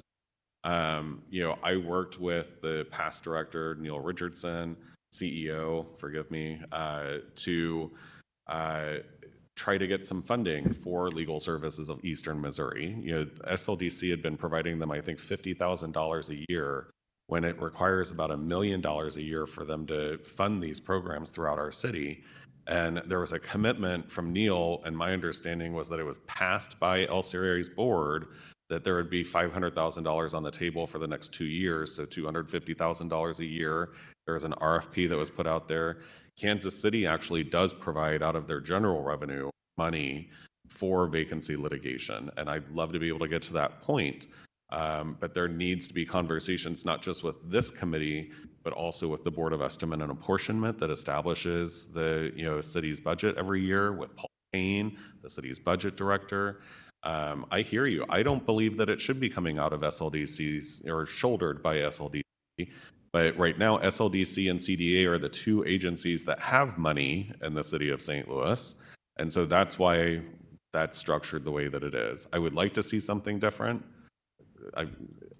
You clearly have something that you'd like to say. Well, I was about to say that this year we are funding, we are providing $125,000 initially, and we're looking for the other 125 based on what you were just speaking to, the $250,000. But it wasn't something that was readily available, so we are searching through accounts to get there. But I did have conversations with legal services, with Peter Hoffman specifically. We will be providing 125 immediately. I say immediately once the board approves here this month, but then another 125 later when we find the other dollars. But I brought it up as something that we, the city, need to think about. This is how we need to fund legal services for their efforts, as opposed to being out of the agency's hat. I 100% agree. So I'd just like to hear from you in terms of the bullet points that you shared at the end of your presentation. What actions are you all taking to follow through on those? Well, I brought them up in the sense of I'd like to have conversations with you all continuously about it. There are some that we have underway in the sense of we're working through some things. For instance, the one-stop apparatus is already in motion. We are working with the building division and with BAC to make that happen. So the opportunity to have a conversation about new incentives or types of incentives that might be more acceptable to the board, you know, and that kind of thing that will be more reflective of what other cities are doing now, because cities have evolved and the kind of things that they are able to provide. And I think and many developers are used to working in these other cities. We need to review what we are doing and establish some of those kind of vehicles. And so I welcome the opportunity to work with members of the board to be able to bring that about. I look forward to that. You know, the other, my last question, Madam Chair. So while I have you here, Mr. Williams, your thoughts on Chapter 353s in the city of St. Louis, since we are talking about spurring development. You know, that is obviously a development tool that the city has used repeatedly for many decades and has also said no to in certain parts of the city. And I am going to speak only for myself. I've literally been told at least probably 3 times now when I've brought different developers forward that we can't utilize that tool. So where are we at with 353s in the city of St. Louis at this point? Well, obviously, all of these tools that we currently use are based on state statute for the most part. Most of them are. And the 353 is one of those, just as Chapter 99. One of the things I think why 353s are sporadically supported is historically there have been issues of where 353 was established and basically nothing happened. And so that's what some conversations will tell you. Others will say that maybe the more successful 353s are centered around where there are anchor institutions or things that can support them. So I think we're open to having that discussion. I think it's time to do that. But obviously that is something that is in the domain of the planning department. It's not SLDC's to establish a 353, but it's part of that discussion. And the reason that people seek out 353 is they feel that they can control their own destiny, and it's what I call predictability of being able to do things, which they feel that the Board of Aldermen does not provide. And so they feel more comfortable with their investments of understanding what will happen. And so I think if this board, this city, has more predictability, more trust within the development community and with all those trying to do this, I think we can then change how we look at the 353 versus Chapter 99. I don't disagree with you, but as you and I talked before you retired, there aren't a lot of institutions left in North St. Louis and Southeast City. So if that's the way that you're going to frame the conversation, no, that's not. I'm saying that's what the conversation was. Okay. I'm saying we need to. I'm opening up everything to have a conversation about because we have to, based on where we are. Okay, and so past history is that. Where we need to go is what we need to have a conversation about. And the conversation here is we need to be able to show people that we are predictable, that we can be trusted with what we tell people, and that we are willing to collaborate. Okay? I love to hear all of that. I look forward to it. Thank you. All right. Alderwoman Slicer. Thank you so much. I appreciate all the presentations and the time that went into them. Quite a lot to compile. So a few things. One, I'm always happy to hear about funding for our legal services teams. It's just crucial. In my ward, they do so much work, and I know we communicated earlier this year about making sure that their contracts move forward. So I'm glad that that's been a priority and that it's moving forward, and that the city is looking for more money. Kansas City funds their equivalent, 2 or 3 or 4 times the amount that the city of St. Louis funds legal services of Eastern Missouri here, and I think that's obvious in outcomes that they need more support. A few specific questions on the presentation. The license collector numbers going from 10,000 businesses to 6,000. Have those numbers been audited? As in, are those numbers where there's just fewer business licenses being issued, or are those businesses truly gone? Because well, let me tell you how we can difference what that means. Excuse me, I'm sorry. The numbers that we have was based on the data that was presented to us from the license collector's office. So I audited, no, I can't tell you that. It was just that we got a spreadsheet from them so that we could know which businesses to be able to contact as a result of first one was COVID, the second one was the tornado. And so based on the numbers there, that was how we came to that conclusion. So it was not an audited number that came from them. Yeah, I think that's a really important distinction, though, because I think if I'm watching this as a member of the media and I see there are 4,000 less businesses in the city of St. Louis in 5 years, I am writing that story, and that is not a story we want to tell, and especially if it's not true. And I think it's really important to make sure that it's actually audited information before it's presented to the public or used to make decisions. And so those businesses that are no longer on that list, I don't know if that's a license collector job or a business assistance center job or SLDC job, but we need to figure out if they're still doing business, why they didn't renew their business license if they had one. That seems like an important piece of information to figure out and be sure of. But that's part of what we want to do, which is we want to follow up in a sense of where we have vacancies, both downtown and in the corridors, in the neighborhoods. We need to know, I think all of you know, within your communities where there are vacancies that were not there in 2020.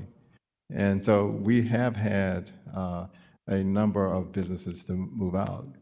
Your point is well taken, and we will as I say, we will double down and go back and confirm those. So I think what we can do is to just treat the number that I share with you was a first look at the data that was provided to us as a result of our request, which was, can you give us a spreadsheet of the businesses that have licenses in the city?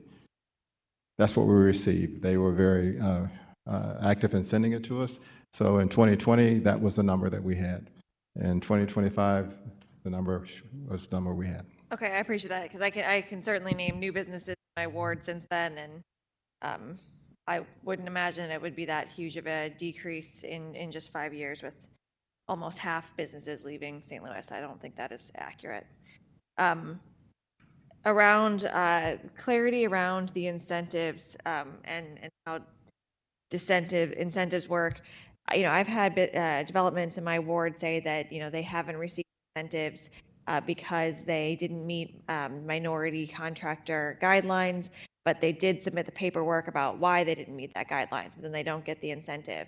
And then I've also worked with some of the unions that say, they are concerned about headcount software and if the prevailing wage is being accurately monitored, which I don't know that it is, and whether or not the workers who should have been getting paid prevailing wage are actually getting restitution, which isn't part of anything that the city collects right now. We don't do that restitution for them. We just don't issue the incentive. So, I've heard from kind of both sides of the issue in terms of a developer that felt they did everything they were supposed to and haven't been able to get the incentive, and then the workers who feel like they're not getting paid what they were supposed to, and they had to tell you all that, not the software, which we're paying twice as much for in the city of St. Louis, and this county is paying for their similar software to get less result and less information from. So I'm very interested in that process and anything you can tell me about efforts around those issues. We're having a total relook at all of that. We have been working with the contractors to ensure all of the problems that you identified are things that we are aware of as well. And so we're working to have those improvements, particularly as we move toward a new ordinance. Part of our issue here is that there's just so many compliance things, which is one of the conversations we need to have is how do we compare to other communities in this region? So,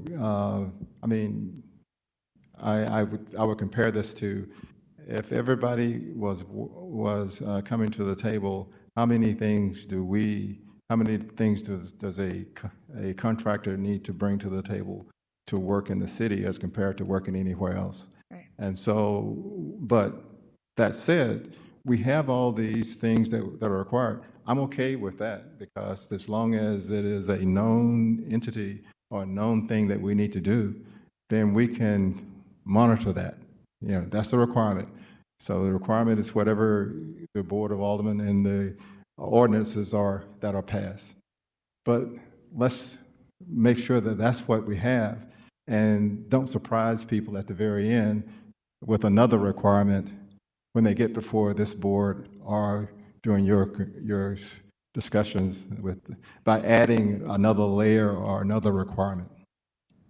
Okay, I'd love to go deeper into the headcount software. It might not be the time, but I would, I'd love to have another meeting perhaps with you all about the efforts to improve that. We would love to do that, and we can also share with you the things that we are doing currently on our own to try and improve that, as well as a review of some of the other things that you mentioned. I also appreciate the comments about having everything up front. I think that is so important. I find it very uncomfortable when I hear about, meetings taking place outside of the Board of Aldermen, outside of the checklist, outside of what we're expecting developers to bring, and then a political figure has a different thing that they're asking for or demanding when it's not part of what the city is generally asking for. I do agree that that makes it a lot harder for developers to understand and know what they're going to be expecting. I think the checklist is certainly, not necessarily perfect, but it is what the city is supposed to be looking for and asking for. And so I appreciate those comments a lot. And I hope that that we can get a little bit better about that as the Board of Aldermen. So thank you for your time. I do appreciate also the comment about prioritizing school buildings.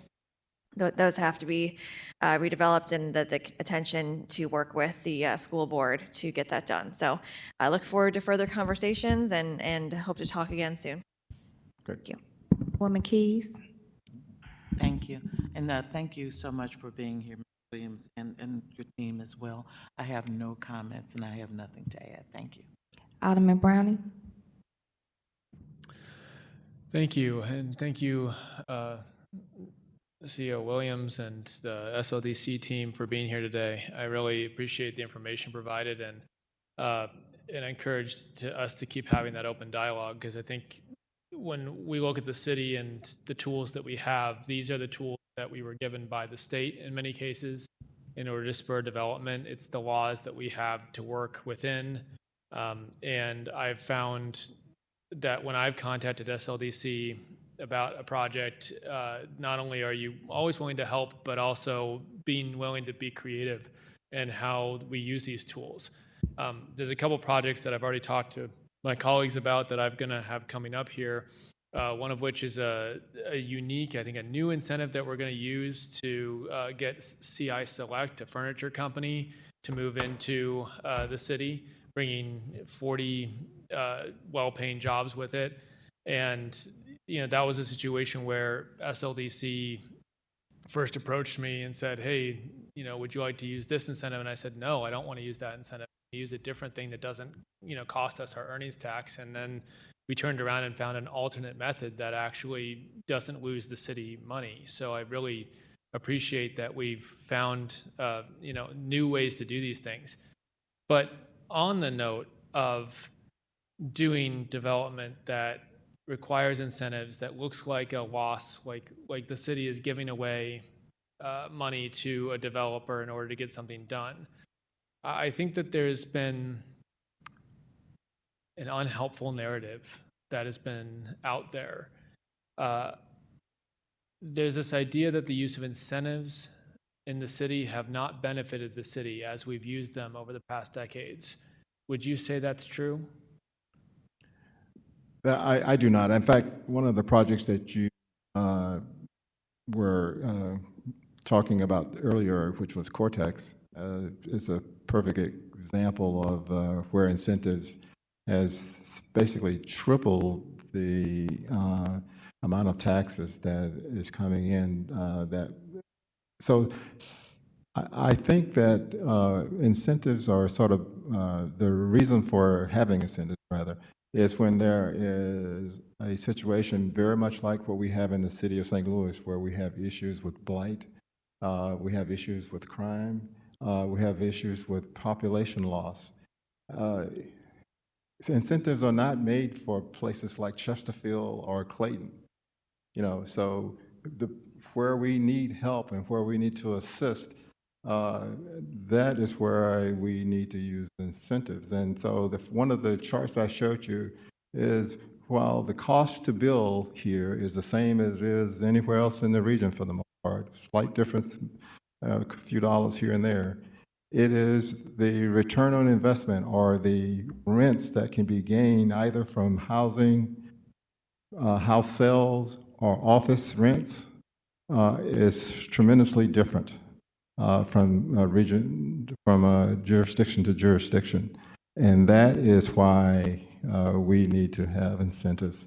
And so that's my view of it. And I'm glad you mentioned, especially population loss in the city, because part of the reason I'm so passionate about gaining population in the city is that I want to see a situation where we can continue to deliver quality services and even improve the quality of services that we offer, which requires us to have a tax base to pay our workers. We know we don't pay our workers well. And the only way we're going to be able to do that better is if we have more money coming into our general revenue. But if we don't improve that population, those taxes fall on fewer and fewer people, which either decreases the money that we're getting and decreases our ability to then provide those services, but also at some point will result in people having to pay more taxes. And that's not something I want to put on people either. So, if we make room for new people to come into our city and start paying into our tax base, we find that we're able to provide those services for our current residents and our new residents. But I'm curious to know, I know, but I'm curious if you know, how much has construction costs gone up since the pandemic, just on average? I don't have an answer, so I would hate to speculate. So, but we can get that answer for you. So what I've read is that in some areas it's gone up as much as 40% since the pandemic. So if it costs 40% more to build something today than it did before the pandemic, and that's just 5 short years, and we're looking at incentive models that we built relatively around 2020, I wonder if those need updating to understand exactly what needs that incentive in order to get built. For instance, you showed a map of tax abatements for projects less than $1 million and kind of a geographical map of where that was allowed. And there's a big green area that just said no abatement. And I know, because I represent this area, that the Central West End in its entirety is considered no abatement for projects under $1 million. But I have a little bit of a disagreement with that, because if you know the ward, I represent Delmar Boulevard for many blocks, and there's a lot of vacant properties along Delmar. And there's areas where there's some single family homes, but then there's multiple vacant lots between those homes. And I can tell you the residents in those homes, they talk to me constantly because they have problems with dumping in their alleys. They have problems with uncut properties, that people coming through that are just, going through the trash and leaving it everywhere. And then no one to clean it up because the block is mostly empty. I find it troubling that we would say we're not going to incentivize the construction of, say, a single family house on Delmar because of a map. And let me get to this. Because the map is based off of census tracts that pull in more affluent areas into less affluent areas. And so you could have something on Delmar that gets pulled into the same census tract as something just a couple blocks south of Delmar on Westminster. And yet that those homes on Westminster might be great, might be, the grand mansions that were built during the World's Fair. But just a couple blocks north, we see this disparity. Is there a plan to update the idea of where these types of incentives might be allowed? Well, first, let me just say that the map itself is really a guide, and it was put together so that it would be, if someone approached the alderman or someone in the community, they get a sense of whether, how would they treat it. But most everything is by exception. So if there's a need to make a case for a property within an area that we currently say no abatement, but for whatever reason there's tremendously blighted there, then we can have that conversation and then make a case on that. So I say it's case by case, but generally it's for discussion, initial discussions. It pretty much says in this area we don't generally look favorably upon tax abatement. I appreciate that. But I have somebody here who's been working it for a number of years, so I'll let him tell you. We're aware of the census tract data, and we've had many properties apply for tax abatement in those stretches, and we approve those tax abatements. We had to come up with a story, an outline, a narrative of why we're doing that, why we're going against the map, and usually the blighting study shows that, why we're supporting tax abatement. So I'm glad to hear that. I think the case-by-case basis is kind of what I was looking to hear there, because obviously each project has its own considerations, and whether it's the very block-by-block nature of success in this city, in some of our nicest neighborhoods, you can walk and you'll notice that the quality of the blocks kind of differ as you go down them, but also because, as I mentioned, the costs of construction are high now. The difficulty in getting financing can vary from developer to developer. Some have deep-pocketed investors that are always going to help them out. Others are trying to be a new developer in our city, which I think we should help facilitate. The presentation mentioned a couple things that I wanted to follow up on. One was offering low-interest bridge loans to support developers in early project stages. Can you speak a little more to what that would be? Well, one of the things we have to do is first be able to get the pot built so that we can provide the loan. But the idea would be to, as part of the capital stack, that a would-be developer or even a home builder would be looking to try and find funds. So if we had a pot that we could revolve, so that's what we're doing. What we would like to do is to establish a fund. It would be more like a lending and revolving fund that we would be able to provide to a would-be developer builder. That's of key interest to me, just because I know that often pre-development costs can really cripple projects before they even begin. We have, and it's primarily for those who may have difficulty getting what I call a traditional bridge loan. So we would like to be a little more friendly. We currently have the LDC that is primarily built to help businesses. We want to probably revisit what that does, what that organization does, and but we'd like to look at how we can build other tools as well. Good. That's good to hear, and I'm looking forward to that, because I think looking at the entire development process from beginning to end is important to understand where people are getting hung up. Often when a historical building is involved, I think that our review of historical buildings comes too late in the development process, to the point where people have to invest too much money into the project just to get a yes or no answer as to whether they can tear a building down. And that ends up leaving buildings just falling apart because people can't get far enough to even consider a project.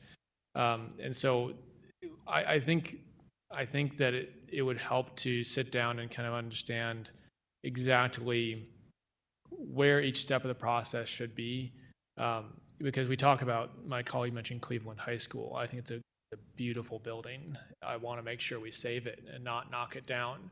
But what's happening with it when we don't have a clear directive of what we want done with it?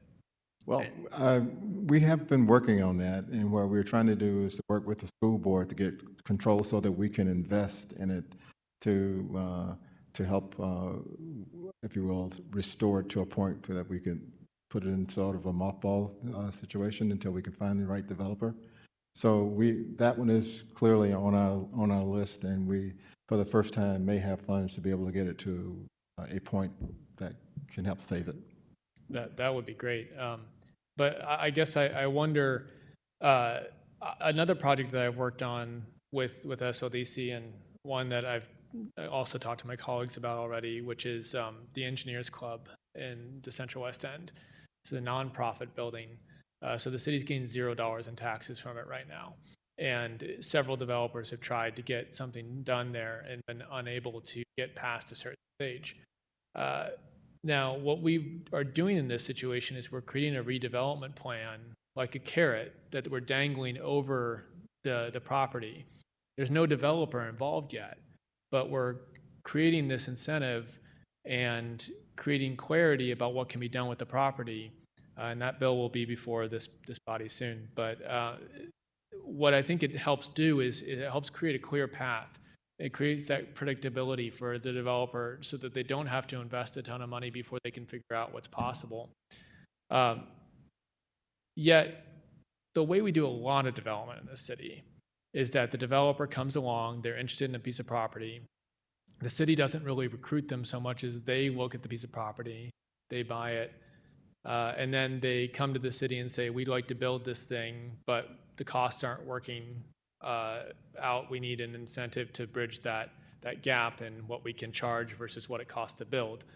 And then we go through the process with SLDC. I like the reforms that we've done so that you all vet it and you make sure that the numbers are there, that it needs the incentive. But then it gets brought to the Board of Aldermen. And then the Board of Aldermen puts it through its own process where sometimes we try to add things to it, which, just to be clear, whenever we add a demand to a project, that increases the cost, which then could potentially make the numbers not work. But it goes into a political process, and I keep saying that whenever we send something to a political body, it becomes political and not based on just the numbers anymore. Now, my colleagues and I do our best, but I don't think that we're equipped with the latest information. Like, I don't think any of us could tell you the cost of steel right now, especially with tariffs and everything else that's going on. But can you tell me, how do other cities do it? Is this normal in other cities for the legislative body to be involved in this process? Well, many cities will establish what I call by right development in certain areas. So they establish, what I call the tools that will be available within the area. And so a developer who is working in that area already knows, and it has been approved, and all they need to do is do the work and submit the appropriate paperwork, and it's approved without going back through the legislative process. So that's being done in a number of cities. What I call tax-based incentives, which we are familiar with, those there are different styles, and we want to sit down and talk about those. So some of them are payroll tax sharing, sales tax capture allowances, and the by right abatement district that I was speaking to.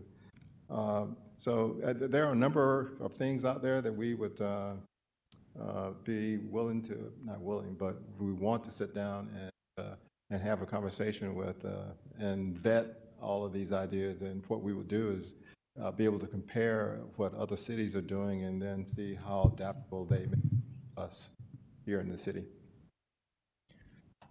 I appreciate that. And if I can, while I'm at this point, before Alderwoman Schweitzer leaves as well, I, with the committee and with the board, I really would like to be able to invite some of you to sit down with us. And what we will do, so that we wouldn't have a quorum, is just have a couple of dates that we can sit down, have a conversation, and toss ideas back and forth, and come up with a strategy moving forward.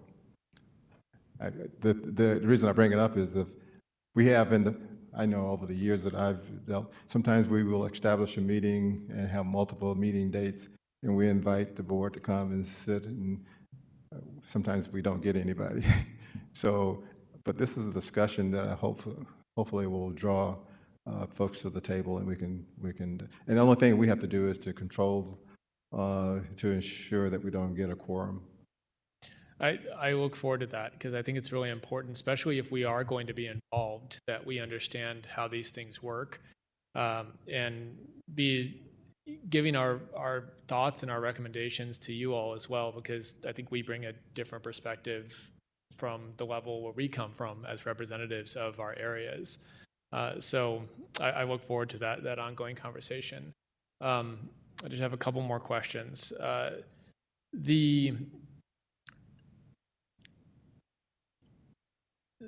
The tendency for, I think you mentioned a couple of times during this presentation, the tendency for the goalposts to move late in the process, as in when it's here at the board, is detrimental to development. Would you agree?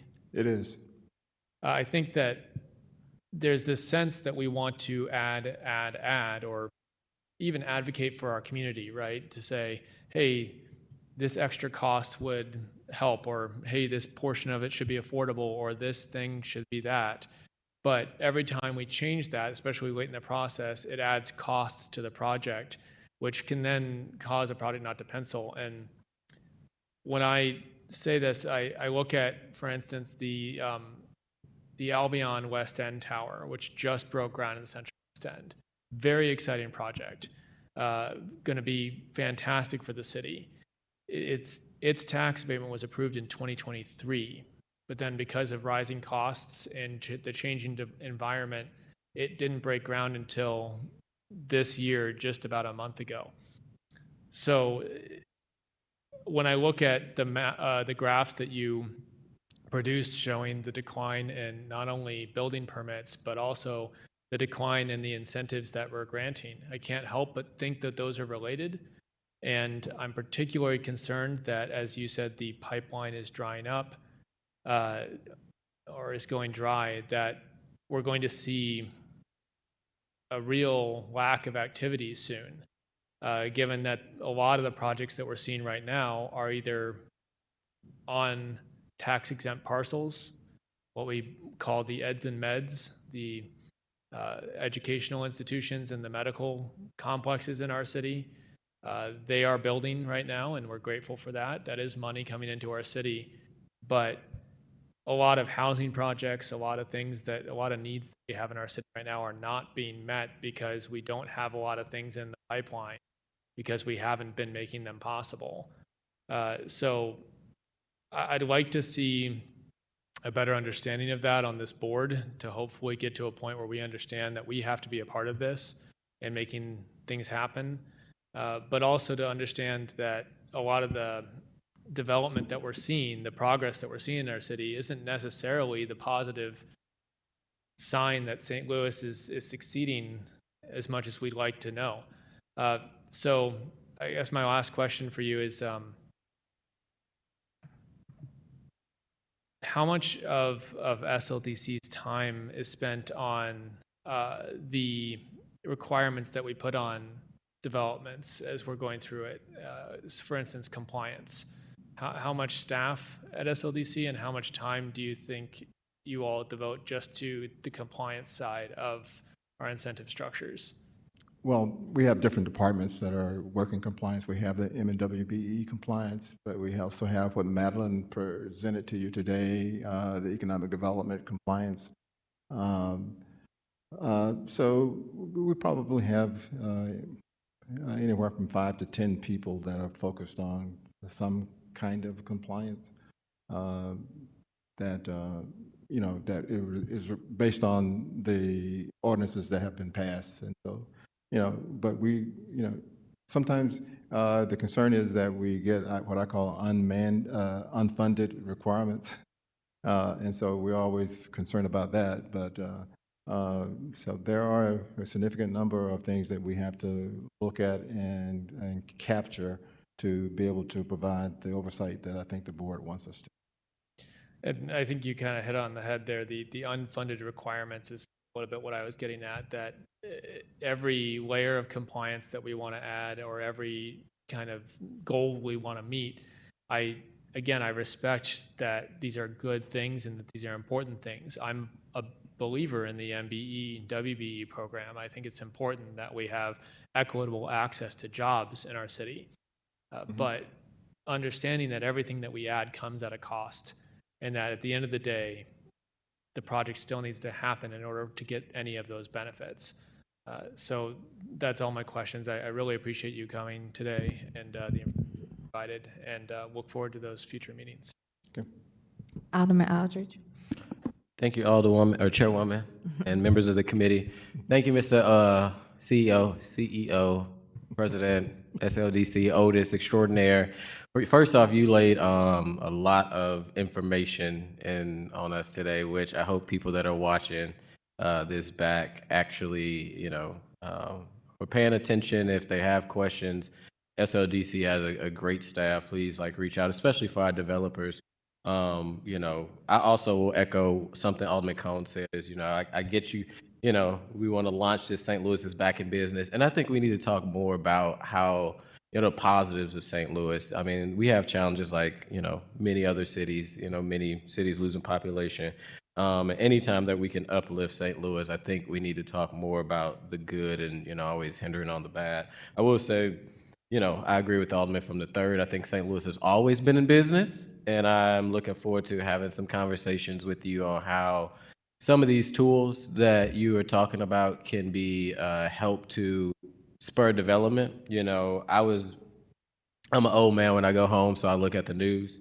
And I was looking at actually Channel 4 last night, and I seen in St. Charles, particularly in St. Peter's, how they have this similar one-stop shop of, where they saying businesses is booming because, in the city of St. Louis, we got all these different red tape things. You got to go here, you got to go there, you got to get this, you got to get all of this stuff that is so important, but it becomes a hindrance to businesses that want to grow. So whatever this one-stop shop, rapid permitting process looks like, please, let me know how I could be a help in that process, more conversations. If we need to change ordinance, let me know because there's a lot of red tape. I think that is something that I look forward to learning more about. Loving the idea of working closely with SLPS. I know when we sat down with the Millennium, originally they were a no because they kind of seen it and didn't follow their process. But when we had a conversation with myself, you, President, and Alderwoman Cox Antweet in the President's office, they got more of an understanding.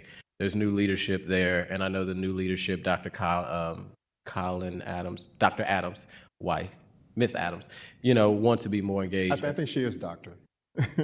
I said Dr. Colin. Yeah. Okay, Dr. Collins Adams. Collins Adams, yeah. She's a doctor and she's still a miss. She all of that. So I said what I said. No, but we're going to put respect on her name. But when we sat down with her, she was understanding of the process, and I think that's going to be great. I also would love to probably just get a little bit more information about that business license figure as well as the building permit figure that you talked about, just so that we're clear. We don't got to go in details. This can be follow-up so that we can follow up. And we will follow up and just confirm with everybody. Appreciate that.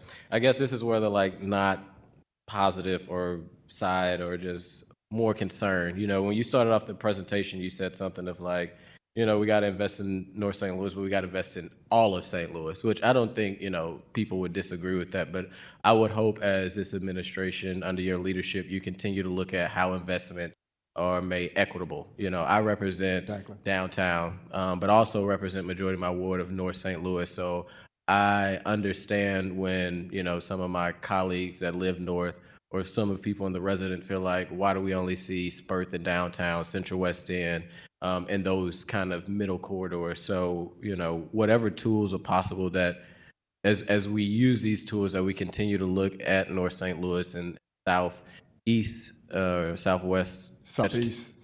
Dutchtown area, that we don't forget about them.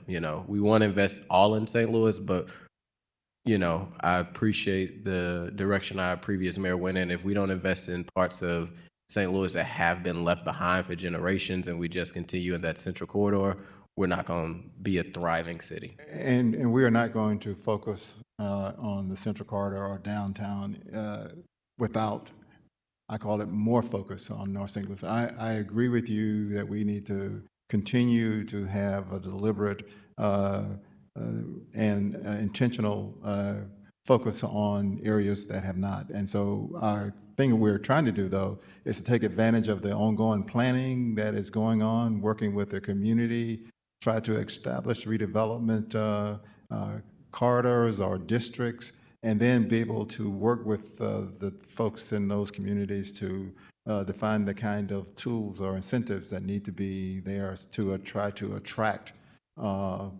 developers.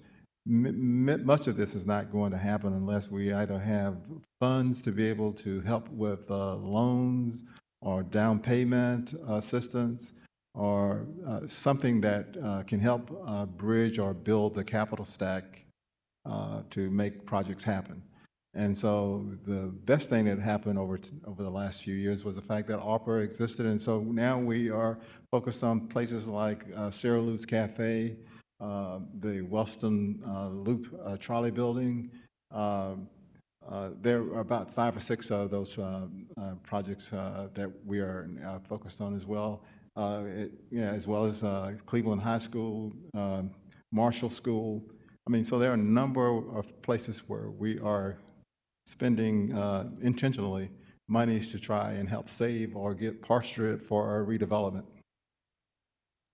Gotcha.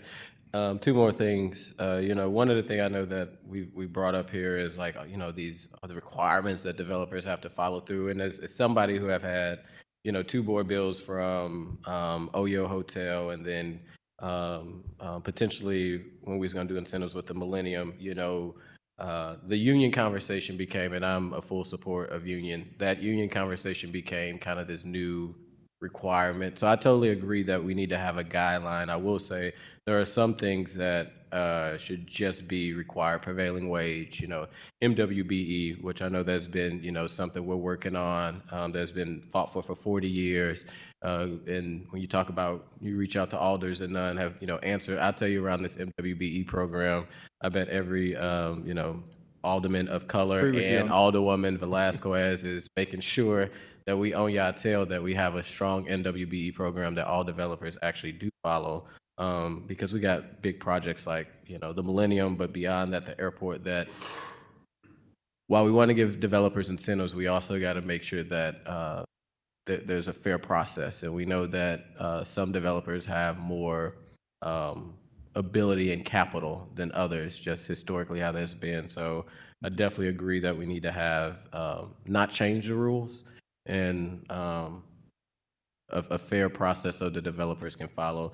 And then my last question, I think is similar to development as we're looking at to spirit development in North St. Louis. And we worked on legislation with SLDC around this, myself and Alderman Keys and other residents. Could you give an update of maybe where we are in the process from the eminent domain of properties around NGA with Paul McKee to where that process is as we look forward to develop around there? I know Cass has some money that's going to that. Jefferson just been redone, but the properties around there, as we talk about vacant landlords, is there an update on that? So we are committed to regaining control over the properties that you are identifying. And one tool is the eminent domain process, which we are committed to doing if we are not successful with the other alternative, which we are, where we are sitting down to try and negotiate a settlement that for the properties, the same properties that we're trying to do. So obviously the ultimate hammer that we have is the eminent domain tool, and we are committed to doing that if we are not successful at the table. And we have just, we're about to establish a date to have another meeting in that process with the property owners. And some of this we could talk offline, but please just keep me in the loop. I know residents have been asking what's going on, and I know they're very excited about this process. As we look at NGA, when we praise it so much and we're glad it's here, I think it's going to bring development, but we got to remember the way that NGA came in was eminent domain, and forcing a lot of residents out, and being able to use this tool that is necessary for development, I think in the reverse for people, and the incentives that are actually in there for residents. We always talk about today incentives for developers, but the incentives in there that's for residents, I think is the right way. When you talk about undoing harms, yes, we want to support developers, but if we want residents to stay, we also have to bring development over there, but also from the government saying, show them that, hey, we care about you also outside developers. I think that bill that we worked on was a start, and want to keep in the loop on that. Okay, we appreciate that, and we're willing to work with you on that for sure. Thank you. Alderwoman, that's all I got. Vice Chair Sanye. Thank you, Madam Chair, members of the committee. Thank you, Director, or President and CEO, Mr. Williams, for being in front of us, for giving us all of this information and sharing it with us. I feel like I've gotten to learn so much more about SODC, all the things that they have their hands on, all the different boards and all these things since getting the honor to serve on the board. Thank you to Alderman Aldridge for that.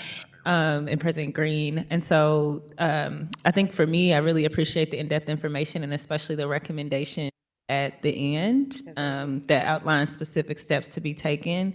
I think we've had conversations about how strong of a supporter I am for making sure that our CDCs get the support that they need and that they get the resources that they deserve. I know many of them are at critical points right now, especially because a lot of their funding does come from grants and other sources that are quickly drying up, and some of them were really on the brink of, not in a good position before incidences. So I would just restate on the record my strong support for that. Happy to have our own conversation, offline. I wish there was a way that some of our colleagues here could see some of the things that you all are doing that I'm aware of because I'm on the board, and any conversations that you all are having as you've gotten towards the point of making these recommendations. I've heard from board members themselves on the school board, for example, that there's been some active communication ongoing there to work on that.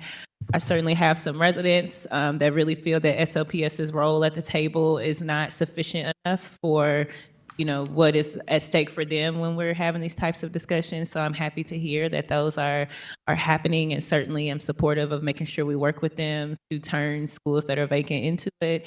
I'm also a strong supporter of Legal Eastern Services Missouri. I think all of us are. They do incredible work in the ward that I represent, and really don't know how I would have dealt with certain things without that entity. So I'm glad that we're having those conversations. And I think probably the thing that I'm hesitant on is, I think for some of the things that I'm really familiar with is some of the ward that I cover includes Mill Creek Valley and other areas that have been impacted. And you can look at it, pros and cons, both positively and negatively by some of the development tools, but some of them are very cautious and skeptical of the way that we do things. And they have really appreciated some of the improvements that were named that put more transparency in our place, that involve alders. They have also liked, some of the ways that I can bring information in front of them and clearly explain processes, and they can be just a little hesitant. So I think it was kind of named that developers want consistency and predictability. I think residents want that same thing. I think we're all on that same page. I do have a lot of, I think we're all thinking about the role of 353s. I did find the conversation around the data centers, 353s, to be very interesting. And so I think while we say, developers want that, that's why I'm highlighting that I think residents want that, because I did hear a lot of frustrations from my constituents about the handling of a potential data center, about the lack of kind of transparency and public processes that were had with that. And it many times was just explaining to them that, due to that 353 being in place, some of the processes they're familiar with at the Board of Aldermen don't apply to that 353, and having to clear up some of that misinformation and say, hey, it's not us, the Board of Aldermen, that you should be upset. We're technically going above and beyond by still having this public conversation, even though some of those aspects are completely outside of our power. So I would just hope, I think relevant to what Alderman Cone lifted up, I do think that what should be added to that list is a conversation on existing 353s and perhaps some conversation on how we can go about improving their transparency and public engagement processes, not in ways that eliminate their authority, but perhaps ways that align the same transparency that we're required here to have as a board up with them. And I also think too, again, specifically Sue's chapter 353, in the redevelopment plan, I didn't really find where it said data centers as a part of that plan. And so I'm also curious, not something we have time to discuss now, and I wouldn't want to, but I think, we should also be thinking about what does it look like for those to stick to those plans that are agreed with. The Cortex has, in my opinion, gone outside of the scope of what the original plan was and what they said, this is what we're intended to do and what was voted. But I think now, and it's not specific to SLU, I think technology and things are advancing. And so it may be interest that you may have in doing something that wasn't covered. And so I'm just curious about, I hope we can add that to our list of how do we go about making room for things within 353s and things that are not in the plan. What should those processes be if they do something that steers away from the plan, and how should they go about adding that in, whether that be, again, just public transparency and community engagement so that people are part of those conversations, but also making sure that partners understand that It's not an entitlement. It's not a right. It's something that's been granted to you. But just as public bodies and public entities, we have to be transparent, uphold certain appearances. And if we pivot from original plan, we may have to file the bill again or run it back, making sure that those entities are held to those standards as well. That was kind of an earful, and we've been here for quite some time. So I don't want to say much, but again, I do look forward to us talking more about how we can really make sure that CDC supported. Talking more about how the 353 entities, maybe I think it's time for us to revisit that public engagement and transparency component so that we're all held to the same standards, and also specific conversations about what to do when an entity may be veering from what was included in that redevelopment plan and how to incorporate that and what should be necessary to incorporate. Thank you. Thank you. Thank you. I don't want to echo a lot of the things that I'm saying, but I'm looking for that my colleagues have shared. Some of them I didn't quite agree with, but I'm looking forward to our conversations and the continued conversations that you have not only offered here, but I know in other spaces as well. So thank you as we're all going through this. Did want to say that you and Mr. Wilson did an amazing job with the report you gave at the SLP board that day, which is also captured and shareable. So if people were interested, I think that was very informative and level set that conversation as we move forward in development. I know that I don't know where the concern about other entities is, because I thought there were deed restrictions on those buildings, so they can't be a competing interest. So again, I'm looking forward to helping support not only my colleague with the school in his ward, but look, unfortunately, I may have some coming up in my ward from the tornado, the ones that I lost in that. So looking forward to that. 100% behind Legal Services of East Missouri and the work they do and the proactive work they do, that we wouldn't be in some of these situations we're in some of these neighborhoods, if not, if we could empower and build capacity in them. So thank you for not only being able to tool them now, but resource them in the future. And then look, a good report I saw in here is kind of like a shining light from that property in Academy Sherman Park. Everyone knows how Academy Sherman Park was devastated in the tornado, but the property that was reported here today is thriving. It's doing good. They're actually working on it as we speak. I reached out to him and said, look, you're in the report. And so he's there. They're working. It's beautiful. They're bringing it back together. So incentives work. So thank you. And we will, I guess, Alderman Cone. Trying to kind of get in there before you started your closing remarks, but I just want to follow up from the Alderman from the 7th comments here. I was actually the only person that voted against the St. Louis University 353 at the time, and part of the reason that I did that was because we do have the ability at the time that those are established to create parameters around who the entity is that's responsible for managing the 353. We can assign a board and dictate how that board is established underneath the rules of the 353. We can put parameters in place in terms of what the responsibilities of the Chapter 353 are. Do they have eminent domain? Do they have the ability to tax abate? If they have the ability to tax abate, are there restrictions around what that tax abatement? Those were all conversations that we were having at the time. And I was the only person that voted no on the SLU 353 because I was fearful of what might happen with that 353. St. Louis University, as good of a partner as they might be in some respects in the city of St. Louis, and as renowned as their urban design classes might be, has a really long history in the city of St. Louis of not doing things very well when it comes to urban planning and design. So, I can go all the way back to the beginnings of Mill Creek Valley and how St. Louis University played a role in that, all the way to more recently, putting billboards all the way down Grand Avenue when they first, started taking over the medical campus there, to tearing down the Peevely building, to now having hospitals that are being built that have huge suburban, setbacks, including the, research center that takes up the entire corner of Grand and Choteau. All of that happened, or most of that happened before the 353 was even approved by this body. So those were all concerns that I had been raising for many years as we were debating that 353, and those were one of the reasons why I voted against it, not to also include that SLDC at the time and the planning department at the time were opposed to doing 353s in North St. Louis and Southeast City. So I just want to throw that point of clarification out. And Madam Chair, I just want to, before we leave, I just want to say thank you to my team. I have to look back here.